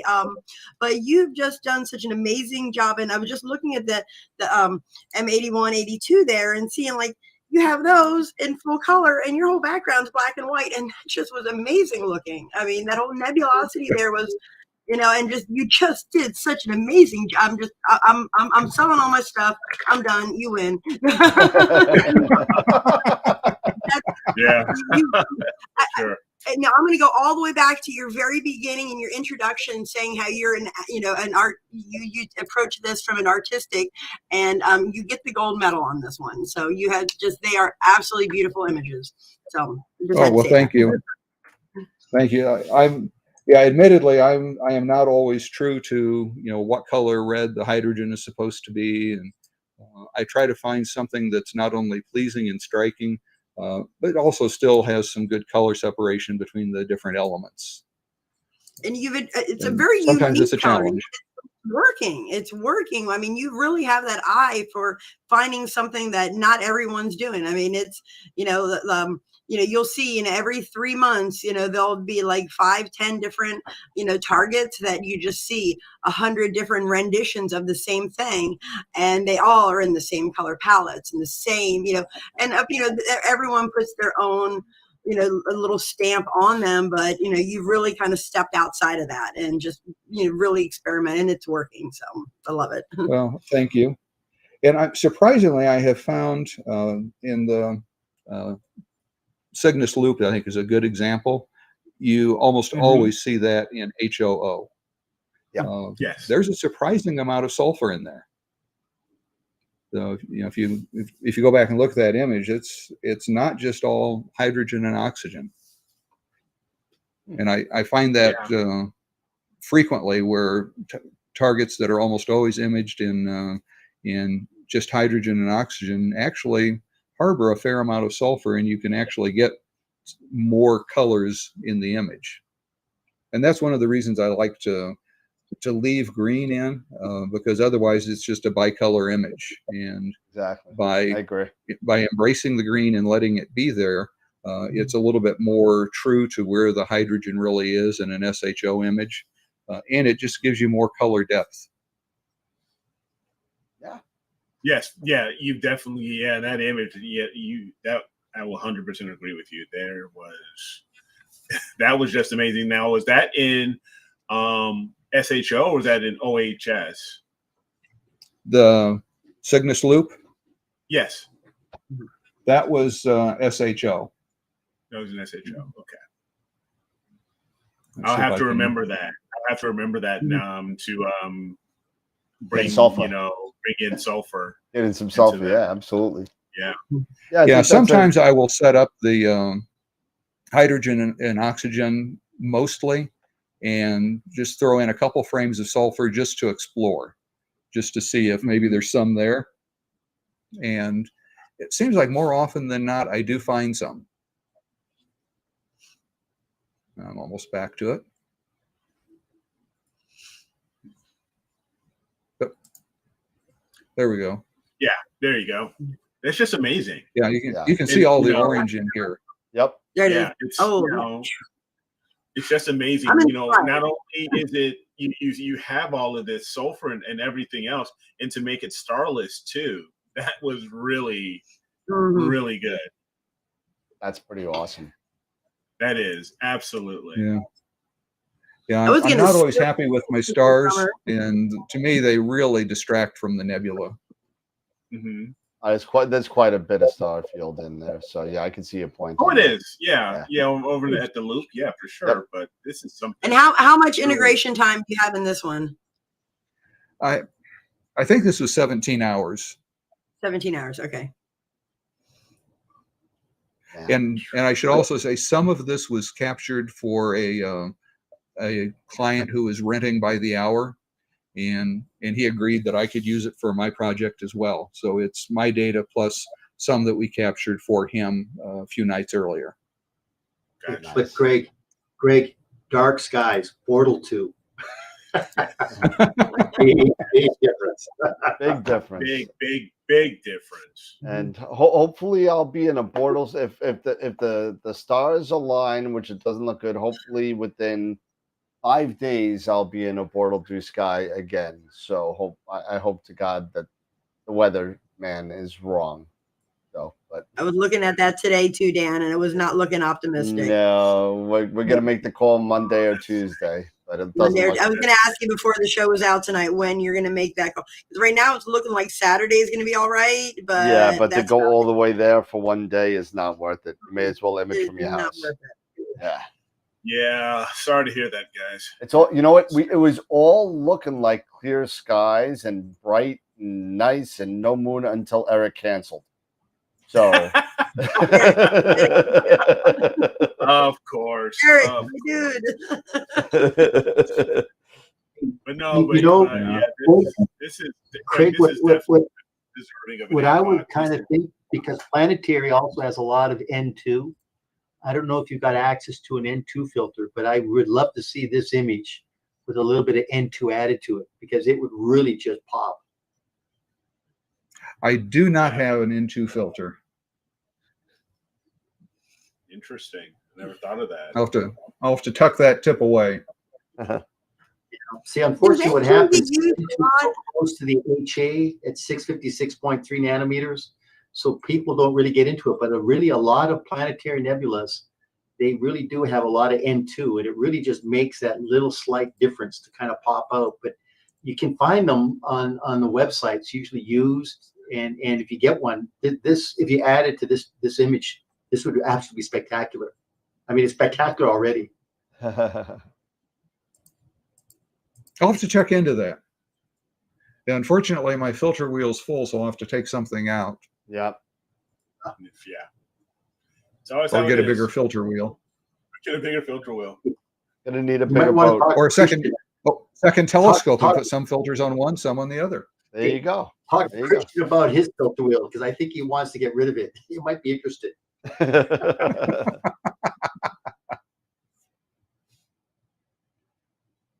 I was just looking at my website. It's still pretty cloudy out there, but it's still really 3 hours till we get to astronomical dark. So it may change. All right. Oh, there he is. Al Need mentioned N2 is included in HA as long as you are at 5 nanometers or higher in bandpass. Yeah. Now I'm at 3. Yeah, I'm Okay. at 3 too. So I think Sean's at 3 as well. Yeah, even Wade even Yeah, mentioned I'm at he 3. uses a 5 nanometer Yeah. HA in it, to include the. What happens is HA is 656.3 nanometers, N2 is 658.4 nanometers. So if you're at 5 nanometers, yeah, you'll definitely be creeping into that N2 range. But if you're at 3 nanometers, yeah, you're missing it. Gotcha. You're right. Somebody was asking about, here's the seeing monitor from last night. We had some clouds playing footsie with us early in the evening. And it kind of settled off at about 1 a.m., 1:30. Yeah. Yeah, we don't really, astronomical dark right now is about 10:45. Yep. So this really started like an hour or so before dark. So here at the around 11 o'clock is really when astronomical dark started. So Craig, the prototype that you got right there, that's a CDK 12.5, and that's on an MX Plus mount? ME2. ME2, okay. Yeah, and then I've got a Takahashi on an MX Plus. So the ME2, that has encoders as well then, right, on that one? No, I do not have encoders. Okay. I've got the beginner version. The beginner version of the ME2.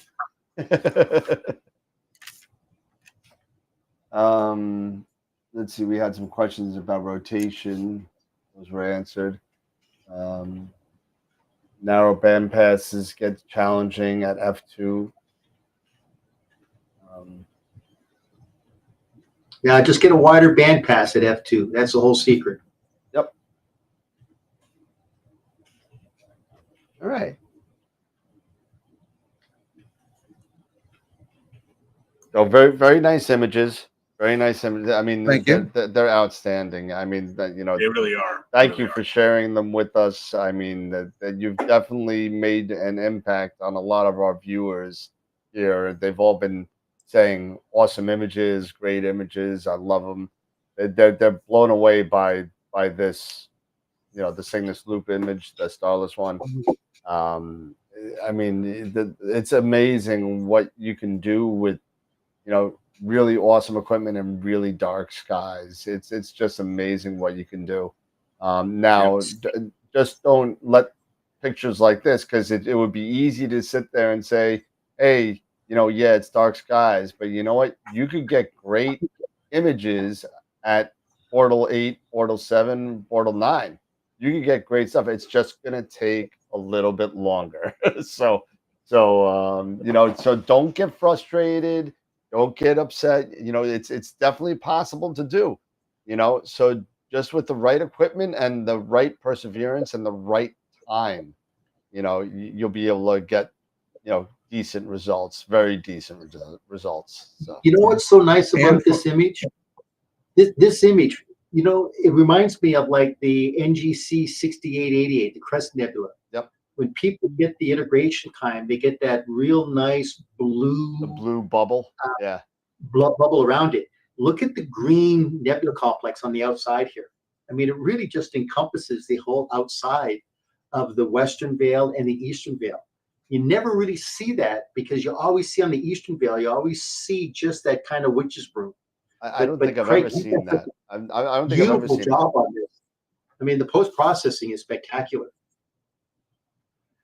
well, thank you. And you know, it's somewhat easier because we perceive green as a brighter color and red as a dark color. So when you're relying on red to show hydrogen, you're starting 2 steps behind because it's already a color that we have trouble seeing. So if you switch that red to green, all of a sudden it jumps out. Yep. And Dan, we've talked about that a lot. People look and say, "Oh, wait a minute, there's no green out there," but we like green.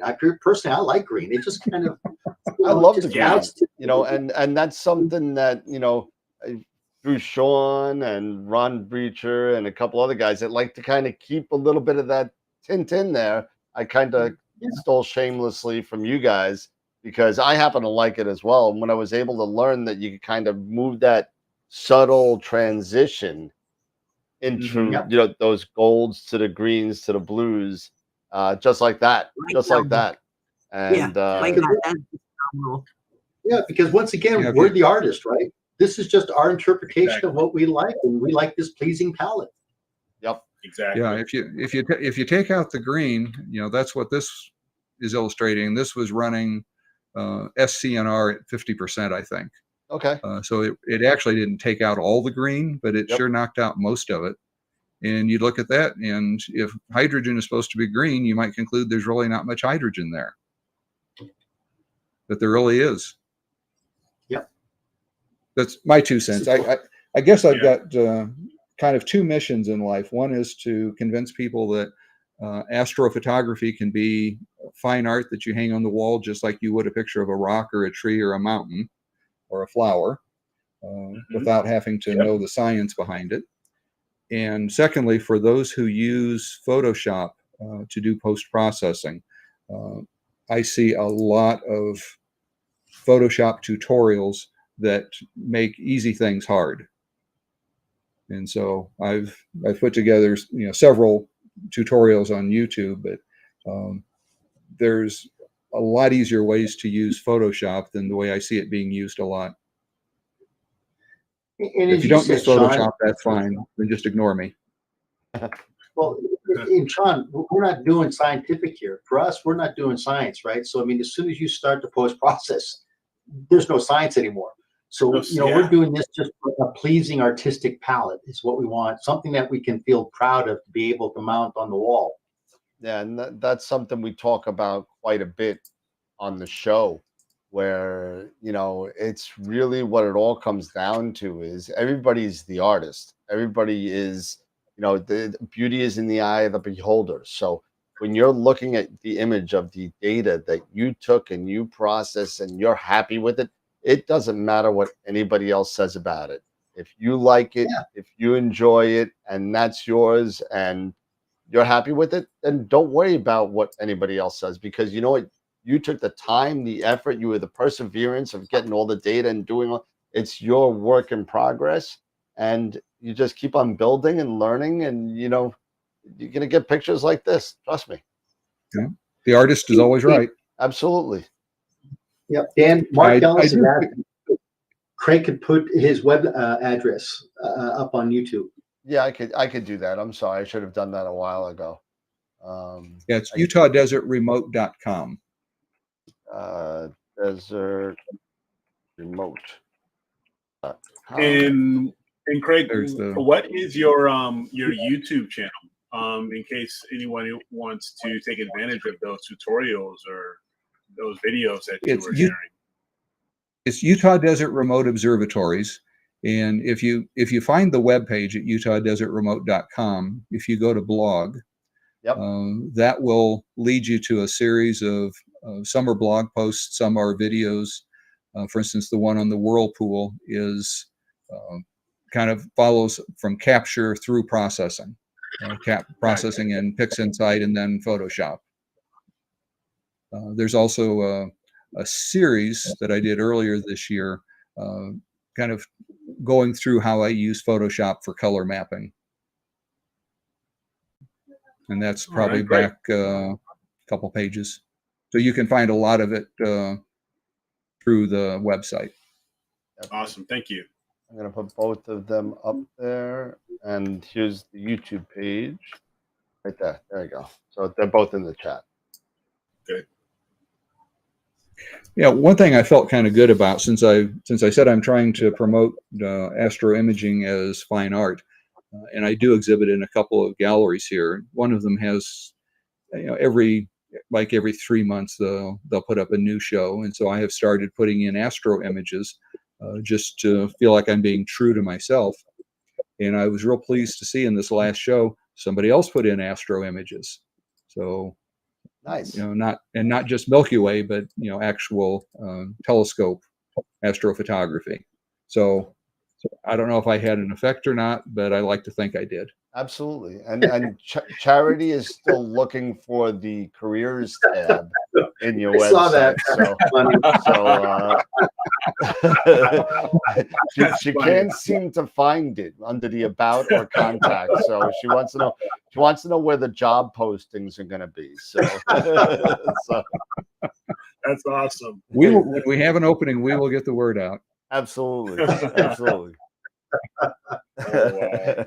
That's fun. Did I tell you we have a bunch of characters in the chat box? Did I tell you that?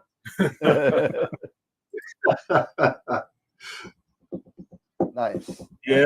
All right. So that's the website. Should I stop sharing? Yeah, if you're finished with the sharing, yeah, absolutely. Then we could. Unless there's something somebody wants to see. Let's see. So just Charity's talking about security, maintenance, and a free RV tent. So that's, I don't know. She's really working it. Keep on going, Charity. You might break them sooner or later. You might have to move the kids out though. So you know. Yeah.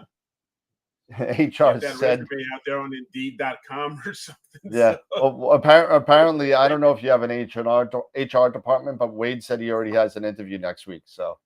Okay. So. Well, I won't dispute it. So. We'll just let people wonder. And yeah, so if you want to, Dave said he'll mow the lawn for you. Yeah. You guys, you guys. He might be able to dig the holes. Oh, Dave will dig the holes. He will do it. But yeah. So just if you wanna hit the red box, I think the red little computer, it'll stop from screen sharing. I thought I did. Because I clicked on it and the little red box went away. It's the maybe the red monitor icon that's right in between the red box and the mic icon. No, that's usually the one. Or but it does. I think it still says that you're still sharing because it says it is still sharing. Let me. Yep. There we go. There you go. There we go. Oh, and awesome. There you go. Trouble is now you see me. Nope, we'll get there. Give me 1 second. There we go. And nope, that's 6. And there we go. There's 6 again. It's just a little shuffled. So there we go. So we like can everybody see the 6 or no? Can everybody see the 6? Yes. Yeah, I can. Yeah. Okay, good. I just want to make sure I'm on the right page. Sure. Awesome. Yeah. So yeah, I mean, thanks a lot, Craig. I mean, you definitely got a lot of great stuff going on over in Utah Desert, and it's it's awesome for you to come on to the show and sharing, your vision and what's going to go on there in the future. So thank you so For much sure. for spending time with us. And at least what is it? It's only 7:48 over there, something like that. 6:48, 7:48, 7:48. 7:48. And I appreciate the opportunity to share what we're doing, because we're having a lot of fun, and it's fun to show people. Yeah, and Yeah. when you're ready to come on back and you want to give us an update on Utah Desert Remote, come on down and please, you got to come and let Charity know that the job is ready for her. Or else it's it's not gonna be happy. Charity is an ex-security worker, so she's a tough cookie. She's gonna come down. Is there like something on your website or any thing like that, like a wait list, so guys we can start putting our name on it, so we can start reserving one of those One of those caretaker spots. Yeah, or even a pad, or one of the pads. Just get our name on. So we want to reserve a pad. We want this pad. Well, I said there's actually 18 pads in the first building. We've had a lot of people say they want them, but when you actually put your deposit down is when you would really reserve your spot. Right. So with the pay the first 2 months rent, and then that will guarantee your spot. Well, everybody that's in the chat, we're taking donations now for the pad, and it will be the AstroWorld pad. How about that? We could do that eventually. We'll have the AstroWorld pad, and it'll be just for members only. There you go, done. Yeah, and the usages will run the gamut from a group of people who put together their own little club of 2 or 3 or 4 people to share the cost. Yep. Ranging up to corporations that want to rent multiple pads. Absolutely. That's gonna be an awesome utility for everybody. It's gonna be great. I'm so excited. And is that we feel really lucky that we found that property. Yeah, the property's huge, and it's really in a pristine area. You really struck gold on that. So yeah, I don't think we appreciated at the time how special it really is. Especially when fortunately, especially when you were building the road for a half a mile, So yeah, I lost track of how many millions of pounds of gravel that took. But first cutting through the brush and then elevating it, and we elevated about 3 feet or so across the wash and put a culvert in case we do get some drainage through the wash. So that road actually may be at this point so far the single most expensive thing out there. Yeah, please say you built that road actually winter probably wouldn't be good, at least in the spring. In the spring, but we added a lot of water. My son was able to borrow a water trailer from work for a while, and then we bought our own, which is handy for if we would ever need it, God forbid, for fire. Yeah, we have our own water tank that we keep full with its own fire hose. But no, my daughter wound up doing all the research on road building, on how much road base we needed to put down, and what kind of fabric do you put underneath it. And some of it we have what's called geogrid to lock everything in place. Wow, a lot of learning a little bit of civil engineering and stuff like that. So. Oh yeah, we've learned stuff we didn't even want to know. Anything from how to build a road, water rights, how to get a use permit from the county. Probably learned why a lot of people don't bother getting building permits, because it can be such a hassle. Yeah. Now, do you have information currently on your website as far as the annual lease or rental cost, anything like that currently right now? Do you have any of that information? I think he said on your site? There's nothing there yet. There's nothing there yet. Okay, sorry, I must have missed that. Yeah. Yeah, we do have the by the hour rental. If you're where that has been useful is for people who have like a wide field refractor with a one-shot color camera or even a DSLR, and they want to dip their toes into monochrome, or they have a target that they need a longer focal length. They can rent by the hour and get the data from us. And we do that. It's a very hands-on. We work on a Zoom meeting to set up the sequence the way they want it. They get exclusive use of the data. We don't sell their data, and we don't sell them somebody else's data. It's your run, your data. Nice. Gotcha. Nice. Awesome. Well, we do have some stuff that we got to do. We got a giveaway we got to take care of. We got to crown the picture of the week, the round 2. We need to crown the picture of the month for June. The voting is over. Ended at 5:00 p.m. today. So we have Oh to. wow, it's the end of the month, isn't it? My goodness. Yeah. So the June end of the month, because we got to wait for the June pictures to come in and get voted on. So we give it 3 weeks, and it is the third week in July. So it's time to crown some winners. So let's start, I guess. What was that? Did we get a chance to see the images? All of them. Let me tell you, there was 22 images. I mean, oh wow. Yeah, that's why we had to do it in 2 rounds. We had to do it just the top 3. Okay, I could try. It's gonna do a little bit of shuffling, so you're gonna have to, actually, you know what? I could do it through the website. I could do it through the website because they'll just know that. So let me grab on the website real quick and AstroWorld live site, and I am on the web page now, and picture of the week. All right, so okay. Really?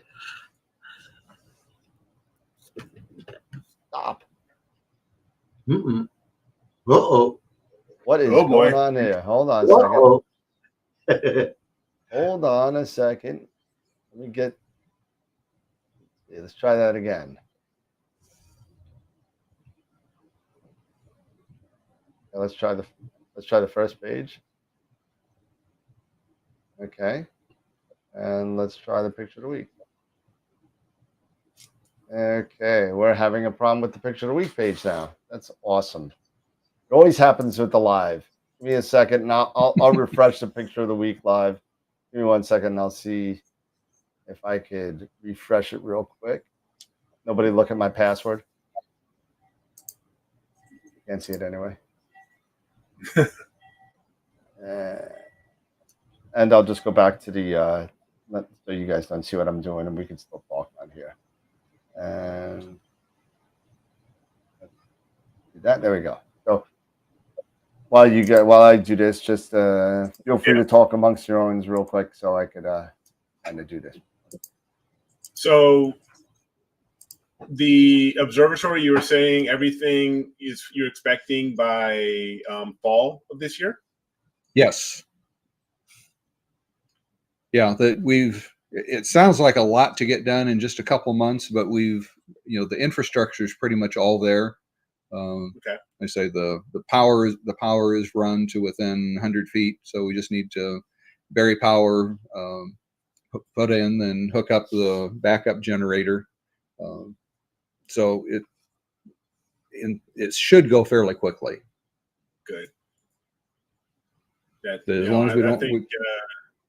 I think you're going to have, a lot of people already who have shown interest here within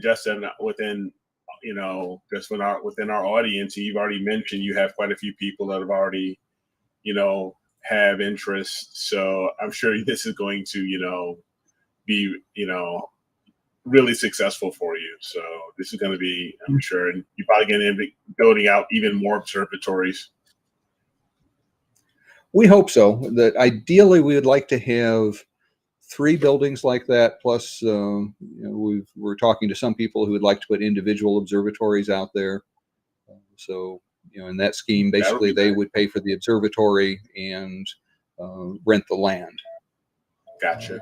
So that, if we have 3, 4 at the absolute most, probably, buildings out there. So, big enough that the kids can earn, enough to get by, and small enough that we know all of the customers. Yeah, that would be really cool. I want to see if there's any other questions here. I don't see any others. Here's one. Or did Dave already add? Did we already ask? Was this one from David? A 12-inch f12, will it fit? F12 DNG, will it fit? The DNG refractor that he has? Yeah. Ooh. Yeah. F12? Yeah. Yeah. Very big guy. Very big gun. Very big.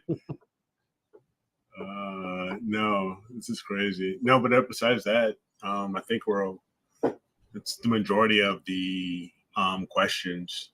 So no, awesome. Do we want to? Are you working on the image of the week right now, or do we just want to? Do you want to spin the? Yeah, let me giveaway? spin because there's something wrong with the webpage. It keeps unloading for me. Not sure why. This is the thing that I Craig, you and I have talked about this, and this is the thing that I like about it is that you're so close to Vegas. So what you do is you fly into Vegas, people enjoy themselves for a night in Vegas, then they drive up to Zion, and you're only 60 miles north of Zion. So I mean, you can literally go up there, spend a couple of nights if you want to go ahead, set your scope up or whatever, come back down, do some hiking, do some walking around Zion. And then you go back to Vegas and you fly out of Vegas. You can spend the night. I mean, it doesn't get better than that. It really is just a great location, and it's just a great little setup that you can kind of really do a little social around. Yeah, we've probably got at least 5 national parks that are day trips from St. George. That you've got Zion, Bryce Canyon, Cedar Breaks, the North Rim of the Grand Canyon, and then we've got 3 state parks, 4 state parks, just on the outskirts of St. George. Wow. And then add to that all of the BLM, just kind of open land from Bureau of Land Management and Forest Service. If you like being outside, there's plenty of outside here. Sounds like it. Yeah, sounds like it. A lot of state parks, national parks, and just getting out there. So no, that sounds really cool. I've wanted to try to get, at some point, get the RV packed up, get the family over to, start maybe to Utah and visit at least one, if not, if we can do all of the big 5. You'll never do just one. I've been out there 3 times, and the first time was 4 days, and the next time was a week, and the next time was 2 weeks, and it's never enough. You'll never hit one. It's make sure you have time. It's beautiful out there. Yeah. Well, they say Utah, I think, has the highest concentration of certified dark sky sites. Wow. That all of the national parks are certified dark sky sites, and a lot of the state parks either are or are working on it. It was the first time that I think I'd ever seen the shadow, a shadow from the Milky Way. One of the great hikes that I've ever done is you go to Zion and you have to register, but you hike the subway. You can either go down from the back end up, or you can come down and you have to go traverse through a bunch of creeks. But if you really want some terrestrial photography, you got to do the subway. It is absolutely spectacular. It is just something unique. And it's the Virgin River is actually cut. It looks like a New York subway tunnel through this whole rock. And it goes for close to about maybe a quarter of a mile. It really is spectacular. Okay. All right. That's not an easy hike. As I understand it, there's 2 routes. One is a shorter but technical climbing, so you need climbing gear. From the top down, right. And then the other is a more like a 20-mile hike, but it's not technical. Well, it's not 20 miles. It's 12 miles. So it's 6 miles one way, 6 miles back. It's a 12-mile, but that's from the back end going up. But I tell you what, you got to bring a camera because it really is spectacular. All right. Well, let's spin real quick for the prize first. I can't seem I checked Edge, I checked Chrome. There's something in the background on the website where we're not going to be able to show the pictures, but we will be able to show. Wade had a question in the chat there. He was asking why Nooks were used and not Eagles. Oh, just seemed like a good idea at the time. No particular reason. okay.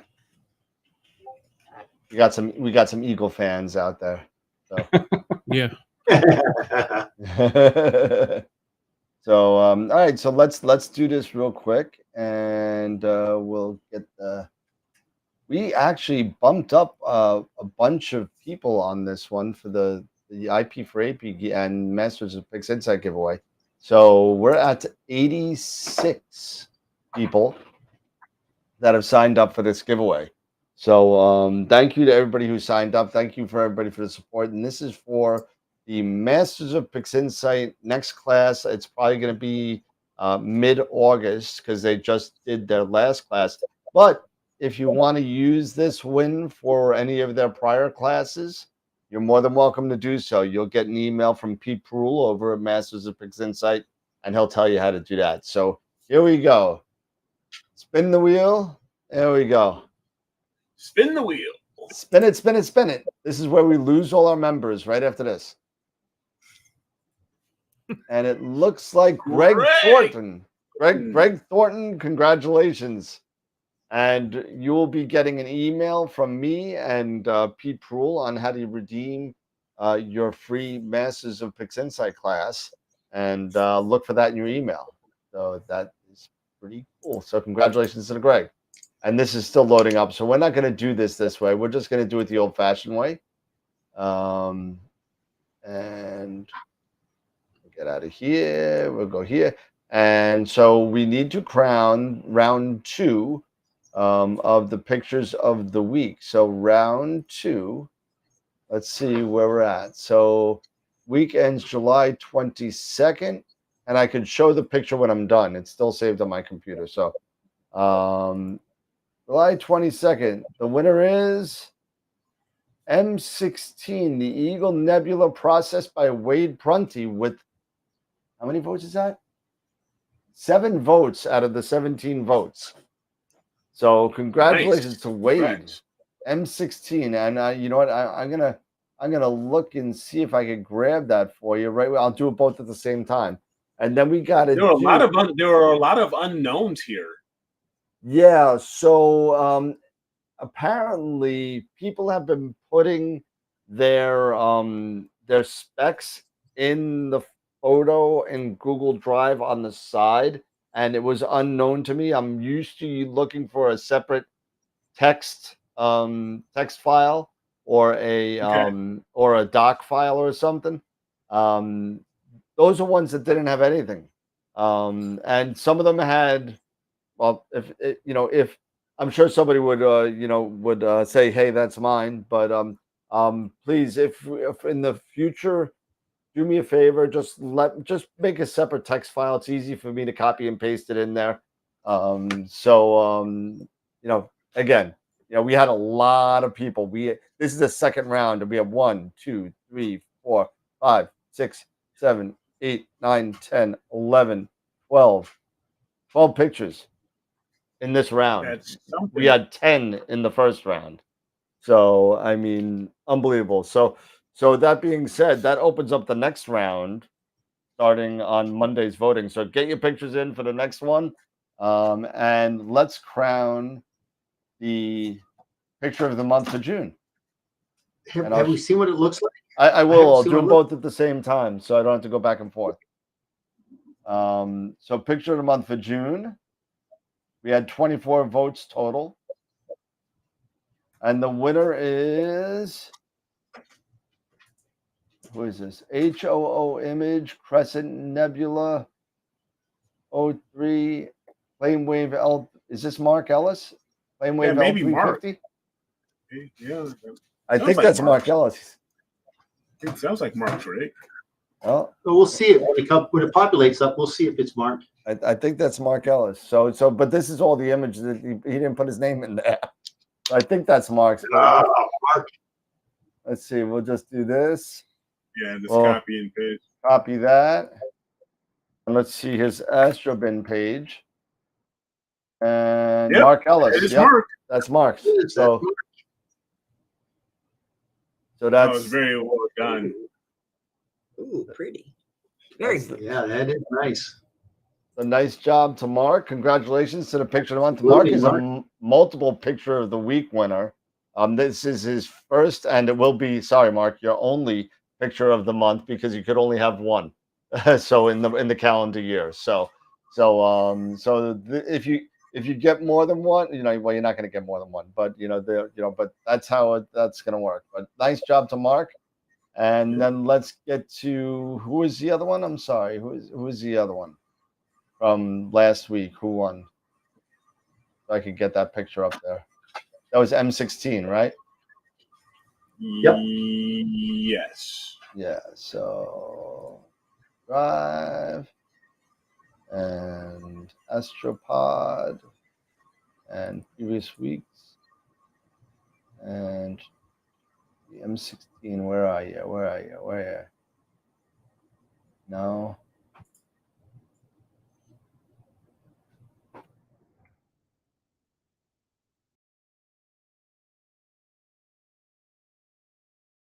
I think this was it. Yep, Wade. Yep, that's it. Yep. There you go. Nice image. Nice. Nice. Look at that. Look Great at that. job. Nice. That is Great job. nice. eagle. Great job, Wade. So congratulations to Wade. Yep. Congratulations to Mark. Both of yours will be updated probably this weekend on the website, and it'll be on the sliding screen. Sorry, the sliding screen. Yeah. I'm going to say, guys, we got a great calendar in the works here. Yeah. I'm So telling you. It's gonna be so- Dan, I was telling you before, I think I mentioned this before, we all need to also, the AstroWorld team, we maybe want to consider throwing our hat in the ring on our own little thing so our audience can pick maybe one of ours to be, in the calendar. Sure, why not? We could do a separate one on, Yeah, do a separate one. And of course we need to do the picture of the year at the end of the year. So what we do is we do a picture of the month, and in that picture of the month we make an AstroWorld calendar of all the pictures of the month, and it's gonna have all the new moon information, any celestial events in there, and all that kind of stuff. And the picture of the year will be on the cover, and that will be based on all the pictures of the month, and we'll do that. So that's what we do. Sounds very nice. Yeah, it's fun. It's fun. So I think Craig, you're in there because you got Simius 147, right? He got the image of the month, right? With Simius 147. Yep, you're in there. You'll be in there. You'll be in the Spaghetti Nebula. So, Oh, that's Okay. right. Yes. so if we take a look real quick, I'll try and bring it up. So we know what this month's picture or June picture of the month is. If I can grab this real quick. Let's see. I need a binocular for my AstroWorld, movie files, JPEGs, and AstroPow 2022, and pictures of the month. So I'll open these up real quick. And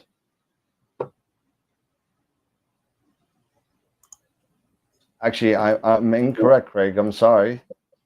Craig. Let's see. So here's, I know we have a March somewhere. I think you were March, if I remember right. And I don't have Marches in there. I apologize.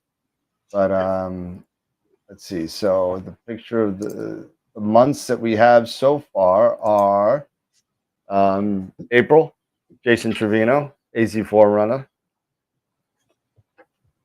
Chris Frickson. He calls it the Flaming Skull Nebula. Dave Schaefer. Yeah, I can't unsee that anymore. Yeah. I mean, a lot. Yeah, just turn it a little bit and you can see it. Dave Schaefer.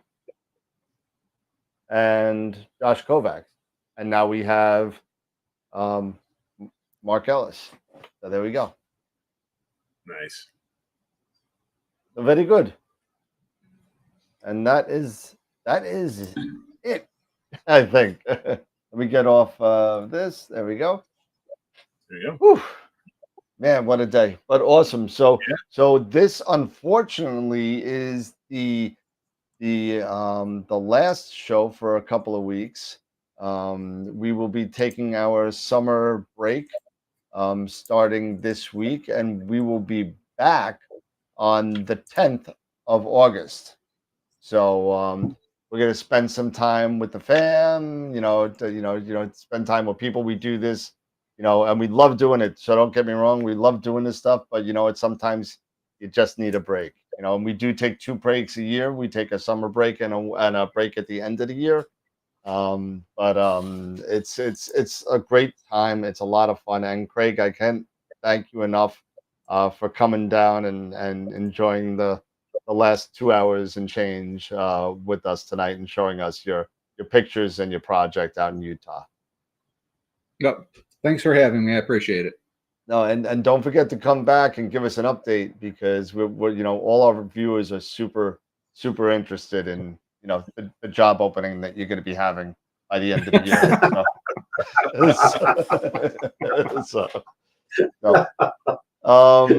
I guess we could run around, do really quick final thoughts really quick, and we could get out. So Eric? No, again, thanks, Craig. Really informative, and have a great weekend. We're gonna chill out for a couple weeks here and recharge a bit, and I'm looking forward to that. And play some D&D. Yeah, play some D&D, and just hang out. So I'm looking forward to this. Like I said, just chilling out for a little bit. So, but again, this has been another great show, guys. So. Absolutely. Go Scott. Yeah, it was a great show. I really enjoyed listening and watching the process. As a photographer myself, terrestrial, and others, portrait and so on and so forth, real estate and such. I definitely appreciate where you came from, but I also I've cut my teeth in the construction trade, so watching the process going forward, with the building and everything that comes along with that, I'm very familiar with the headaches and the trials, tribulations, and victories, of all that goes into a project like that. Built several homes, so I get that, and kudos on the site. I don't think you guys could have done a better job, picking a site. It's obviously going to be a good business model, very well thought out, and definitely look forward to seeing how it progresses over the years. So kudos. Yeah, we're looking forward to it too. I bet. Yeah. Sean? Fantastic presentation. Really enjoyed it. I think what was most fascinating for me was the integration time on some of these images, which, a few hours and you have this fabulous result that you're getting. And even the images that were 10 or 20 hours was, they were just amazing to see. And I can't get that from my location here, just on the suburbs of the city, and that I would have to do, 40, 50, 60 hours, and it probably wouldn't even come close to what I was seeing. So you got some really fabulous skies there. And with the equipment that we have at our disposal these days, we're doing some amazing work, and you're doing some amazing work down there, and I look forward to seeing how it progresses myself as well. Yes. Great show tonight, guys. Craig, thank you so much. I mean, I'm very intrigued. Not only do I want to go back to Utah, I'm very interested in trying out some of this different color. I'm trying to find my own style. And again, I think I just was blown away by that. I mean, a million different things with your presentation today really just, struck me, but, just really your use of color and your artistic, take on some of this targets that we see over and over again, imaged, very much the same way. Very much looking forward to seeing, how you get everything up and running. Just a great show. Was it Mark and Wade? Congratulations on your images, guys. And Eric, you and your wife have a fantastic anniversary. Thank you.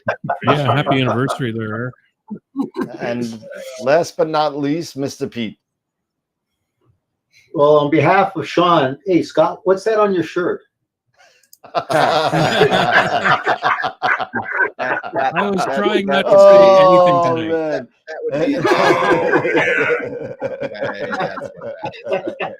I'm sorry, They've Sean. I already just got have to something. put that in. They've already got something going on in the chat about Scott's shirt. About Yeah, the so I loser gets to did eat see the a cheese couple of off of lines it. there, little cheese lines there. So there's an Craig, ongoing joke, Craig, that Scott had Craig, cheese thank on you his for shirt coming on the during the show. show. Really is. Your images are great, and it's a pleasure to kind of met you and your wife up at AIC.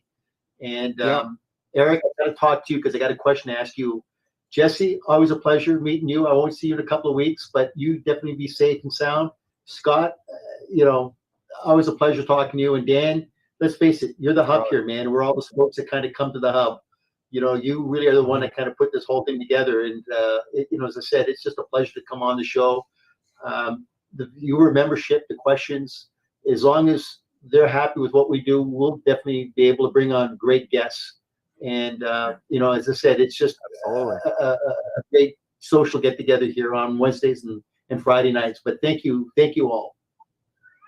All right. Yeah. And a real quick shout out. Thank you to, our guests. Thank you for your participation and your great questions all the time. So it makes our jobs a heck of a lot easier. And it makes the time Thanks, go. Craig.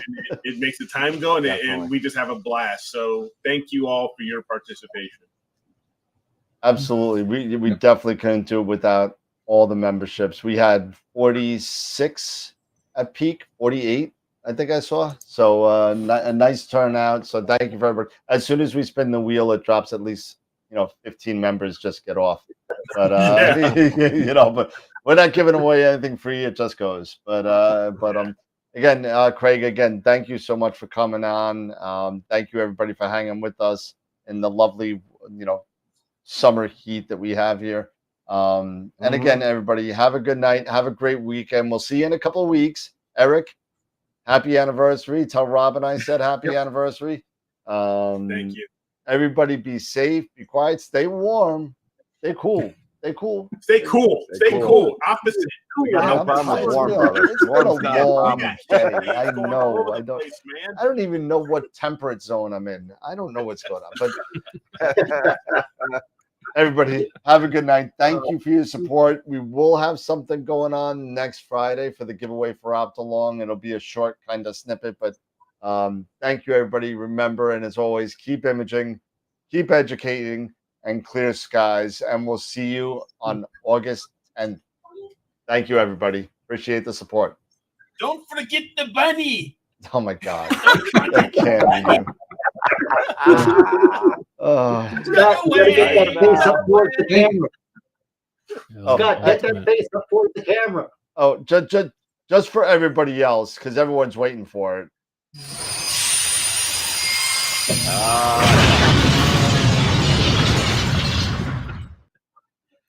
There you go. Yeah, well, that was a definite off the rails shot. So, all right, everybody, have a good night. We're done. Eric threw us off the train. Thank you again, Craig. And if you want to stick around, we'll still be here when this thing closes out. So, thank you. Have a good night.